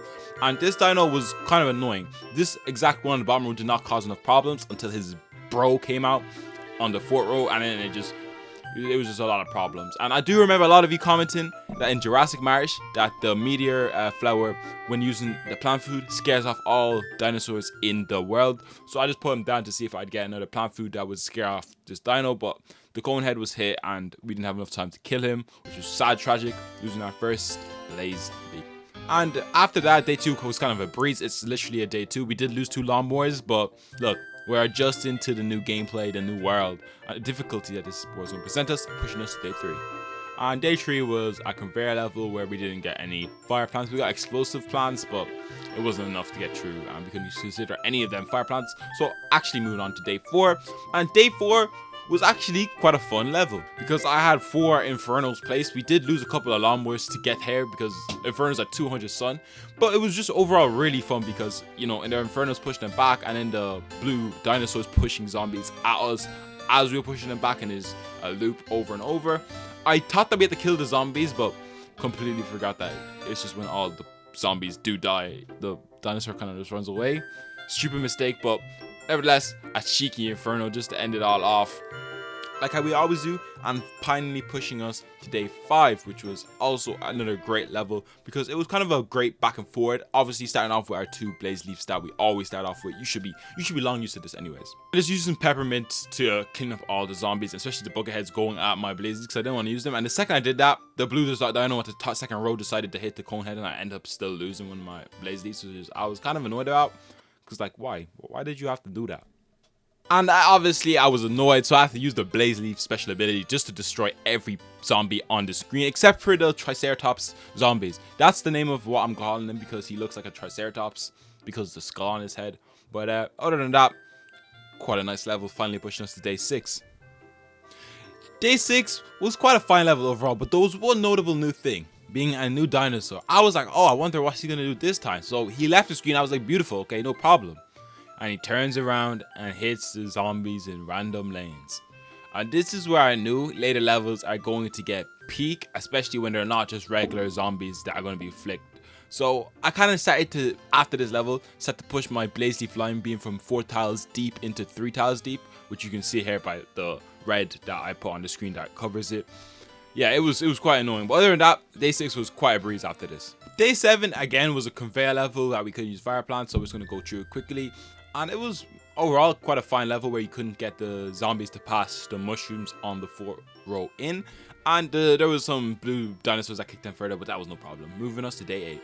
Day 8 was quite an interesting level because this is the first time we actually got to see both the blue dinosaur and kind of the spiky tail dinosaur. You can see it in the top lane doing his thing. I don't know what kind of dinosaur that is. Got a raptor and a spinosaurus. I don't know, but yeah, it's the first time we actually got to see them. And we did lose a couple of plants in this level. The beautiful Blaze Leaf special ability kind of just dealt with everybody and pushes to day 9. Not too much difficult, especially compared to some of the later levels that we're trying to get to quicker, but for now quite decently challenging levels. Day 9 was pre-selected plants, so let's just and go to day 10. Day 10 was actually quite a easy level to say until the later stages and the later waves of this, until this pterodactyl on the 4th lane pulled up. And it's the first time I saw this dinosaur, I was gonna say zombie, but dinosaur like bring one of the zombies down to the back, and he reversed it. So it just made it a lot more difficult. So I put down an Inferno to deal with it, but now it really set the tone for what this world would bring with the dinosaurs really switching up the gameplay and my methods of how I beat it. But after I bet the level, I moved on to day 11 without much more worry, but yeah, he came back to cause a lot more problems later on. Hey, day 11 was actually quite a nice level because it was quite easy and we kind of flew through it quite fast, and there was imps to start off, you know the typical one. The only difference I made between this level and the last levels is that I pushed the Blaze Leaves back 1 tile because I felt that it was getting eaten too quickly, especially by the blue dinosaurs that pushed the zombies forward. And there was a lot of pterodactyls that were just flying about trying to cause mayhem, but I ended up just putting down a lot of meteor flowers and it just dealt with all of them. So overall, quite a nice level, and by far one of the easiest levels so far, which is actually quite surprising. Now for day 12, this level, I won't lie, I thought I was cooked. I thought I could only place down 6 plants, as you can see in the top left, but it was how many plants you lost, so I wasn't really cooked. I was just scared for no reason, and it wasn't even like I had enough sun to put down 6 plants, because the sunfall in this level was also like kind of reduced compared to like ancient Egypt, which I kind of missed the easiness, you know. You just pull up, you do nothing for the first 5 levels because you got infinite lawnmowers, and now the game's really getting difficult. But overall, day 12, again, another really easy level, so we kind of just flew through it. That's what I would have thought if we weren't hit with like 55 gargantuars. Like, how did you expect me not to lose 6 plants on this level, which was insane? But we only lost 2 lawnmowers, and any of the plants that were in the lanes of the gargantua, I just removed them and let the lawnmowers take them out because I couldn't be bothered. But after that, yeah, we just moved on to day 13 quite easily. Day 13 was, I don't really know how to describe this. It was a level, you know what I mean? It was one of those levels where it wasn't nice, wasn't easy, but wasn't super hard. We started off with some dinos that were just flicking it about, but there's nothing my blaze rods couldn't do. And one thing I really hated, that when the zombies got to the bottom last 2 rows, like the speed boost would calm down, and I didn't like it. I like playing on the 2x speed because playing Plasma Zombies 2 at regular speed, if you do that, you're insane, because they're like, it's just too long. It just takes too long. The zombies be walking out for like 10 minutes and it's just jarring. But after a good bit of just placing down some plants, we did lose a couple of lawnmowers, but look, it happens, you know. I'm not here farming coins. I'm just trying to do a challenge. And we had 4 lawnmowers in the final wave, so I basically already knew I was guaranteed to win this whole weekend. And the reason I wanted to move on so quickly is because the next couple of levels, we're gonna rapid fire go through them, because they either just were really easy, were pre-selected plants like day 14, as you can see, conveyor levels, or there's a couple of filler levels. And there's actually quite a good few filler levels coming up that we're gonna hit an ultimate time skip, and we're gonna skip them all and not even cover them because it's just boring, and there's 32 levels in this world that we have to go through. And day 15 we did unlock a green moon, which was cool, but literally just led to an endless mode that was cool, I guess, that I just didn't play. But anyways, day 16, similar, it was a conveyor level, so we couldn't even actually beat the level only using fire plants. I mean, we did get to use some of the plants that this world provided us, but yeah, they were alright, I guess. Day 17, kind of same thing, but we could use fire plants and we flew through it. And this is where we're going to hit the ultimate time skip. The first time in this series. I know, it's crazy, 32 days. Matter of fact, I'm probably making it longer by saying this, but we're going to skip to day 24, because from day 18 to day 23, it was just filler. It was filler. It was easy levels. Not all of them were like pre-selected or conveyor levels. They were just levels that were easy. We're on a time constraint. I don't want to keep this video 45 minutes, so we're just going to go to day 24. Day 24 was quite a level as well, being kind of towards the end of the whole world, but you know, generally it was quite difficult because we did lose 2 lawnmowers, but I decided to go with an Inferno after a couple of attempts because it's the only plant that flipping got me that far. And this was about the time where a certain dinosaur became a big problem, and for the rest of the couple levels to finish up this world will become a really big issue. And it was this green and purple dinosaur on the bottom row, as you can see, and the only plant that I saw that could deal with it correctly, because I can't produce sun because no sunflowers are allowed, and it was Inferno. And this guy was just troublesome because he made every zombie in that lane go like 10 times quicker, and they absolutely just flew through, destroyed all the plants I had there, as well as just killing me because the lawnmower would go and then they come back again on the same row and they stay there 10 minutes. It was just problematic, but eventually we did get through day 24, and there was just a Triceratops type zombie with a skull on his head, you know, this guy, and he was the only one left, and we finally killed him, pushing us to day 25. But overall, day 24 was such an annoying level. Like this is where I really felt the difficulty of the later worlds in this playthrough. Day 25 was so annoying. It started out with this flipping, I don't even know. I'm not a paleontologist, a architectural, what's it called? Architect? I don't know. That's the buildings. Archaeologist. Yeah, I don't know the name of this dinosaur or any of these dinosaurs. The 2 dinosaurs that are the most annoying came out straight away instantly, so I was just snapping. They were just difficult levels for no reason, and he had to take out my Inferno, so I was snapping. But yeah, at this point I was willing just to use the peppermint to deal with all the zombies on screen. But this bulky zombie towards the bottom row, he just was too strong for that, but none of the Wasabi Whip can't handle. And after this, we had 2 Infernos, a Wasabi Whip, and at this point I was like, yeah, I'm cooked, because look at it, we had no lawnmowers and stuff like that.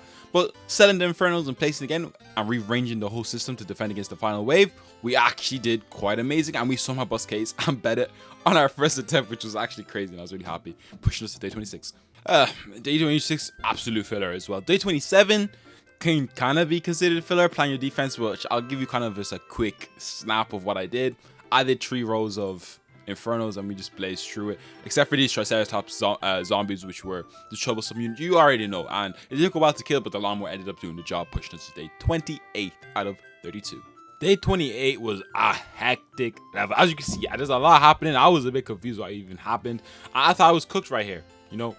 I had to use the Inferno specialty to bring him up and then put down Peppermint just to end him, because I didn't know he was moving slower than other ones. This is the closest I got to failing when I was so close to beating this level. And as you can see, there's like really 3 lanes right now, and then this dinosaur flicked it to 2 lanes. That became a problem, and my Inferno kept pushing it back. Triceratops on a lane that doesn't have any, and we kind of just sat back and let them do their thing, and we finally killed them off, especially the top ones. And I was just surprised as hell. I somehow bust case with a blaze leaf and an Inferno to beat day 28. We'll take it. Moving on to day 29. Day 29, pre-selected plants. You already know the bother. We're just going to skip this because we can't beat this with fire plant. Day 30, I mean, we did get Gagachuas. I did lose 3 of my 5 lawnmowers, but there's only so much you can talk about the same blaze leaves in the same position, doing the same thing against the same dinos. It was just the same thing. So, yeah. we beat the level, pushing us to day 31. Day 31, I pre-selected fast again. It's actually crazy. We got ice this time, so if I was doing an ice-only playthrough, it would have been fine, but it's a fire-only, so that does not help at all. And now, as you can see, day 31, you know what level is up next? Oh, welcome to the Dr. Zomboss boss battle of the Jurassic Marsh. Like I always say in every single one, the Zomboss robot was pretty cool. Except for the Neon Mixtape toy. That one was terrible. Like really, really bad. There's no fire plants here at all, so it was kind of just place down as many plants as possible. Use a couple of plant food when we're giving them. Defend against them when they finally break the 2 bars part of the health bar when it actually gets tough. And we actually did it quite well. It was probably on our second attempt that we bet this in its entirety. Because the first time I did fail. We don't talk about it. But other than that, it was quite a nice level. And it was just a nice finale for the Jurassic Marsh, being one of the most unique levels of the whole PvZ2 worlds out there. I'm definitely going to be looking forward to the Big Wave Beach and modern day. The Big Wave Beach. Definitely the most cooked level of this whole challenge. The whole world was just cooked. Day 1, it's a day 1, you know, nothing too special. We get introduced to the beach level where some of the level is underwater, that you cannot plant any plants on it unless it's on the top of a lily pad, or if it's like a crocodile plant, but obviously they're not fire plants, so we won't be planting there.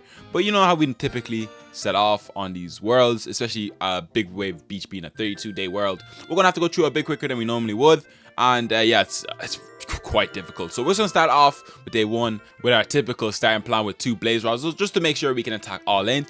And the one thing I'll give Big Wave Beach is that we actually had quite a lot of sunfall, which still didn't help with the difficulty of this world. I knew it was difficult, but damn, did these later levels get impossible. Backing up the blaze leaf with wasabi whips in the second row, just to add extra firepower to deal with the cone heads. It was really just like easy day 1, nothing too serious. Building up a full lane of wasabi whip on the second row just to deal with any of the cone heads, bucket heads, regular zombies that have like a nice slick back hairstyle, just to deal with all of them when they come through, and just to clean everything up when it got a bit rough when the big wave came out. Before the end of the level, we used our special ability just to deal with all the zombies and quickly push us to day 2, and introducing us to the cookness that this world would bring. So moving on to day 2. Day 2 was actually quite another nice level to start off with, slowly wrapping up the difficulty already, but you know, the typical start. We put a blaze leaf, back it up with some wasabi whips, just not to waste that 175 sun that I spent on the blaze leaf, and we kind of just blazed through here using the blaze leaf plus the wasabi whip combo to push through the first couple of waves. And when the waves got a bit too much, a peppermint solved our problems and also boosted all of our fire plants, which was really nice to see. It does really well with the fire peashooters, which I've noticed, and we even use a second peppermint to really emphasize how cooked this this world is going to be. And I kind of got a bit greedy using meteor flower and inferno just to really make sure I don't lose any lawnmowers here, because yeah, we're gonna need all those 4,000 coins in later levels. So yeah, and just to finish off the level, a cheeky blaze leaf special ability to kill all the zombies and pushing us to day 3. Day 3 was a conveyor level, so you already know what to do. Moving us to day 4, because you can't beat a conveyor level using fire plants, because unless they give us fire plants. Day 4. 4 was basically a copy and paste of day 2. We started off with the typical 2 blaze leaves on row 2 and 4. You know how I play basically. And then we backed it up with wasabi whips. And as you can see, the comparison to day 2 to day 4 is exactly the same. We backed every single lane up with a wasabi whip and even put down a meteor flower to really deal with the rest. You know what? It's the same. Let's just move on to day 5. Day 5 also was a conveyor level. As you can see, there's no fire plants, pea shooters, and walnuts. So let's move on to day 6. Day 6 was quite a nice level. We placed down 2 blaze leaves. Okay, you already know the plan. We always put them down just because they're cheap enough, 175, and they just attack all lanes. That's the main reason.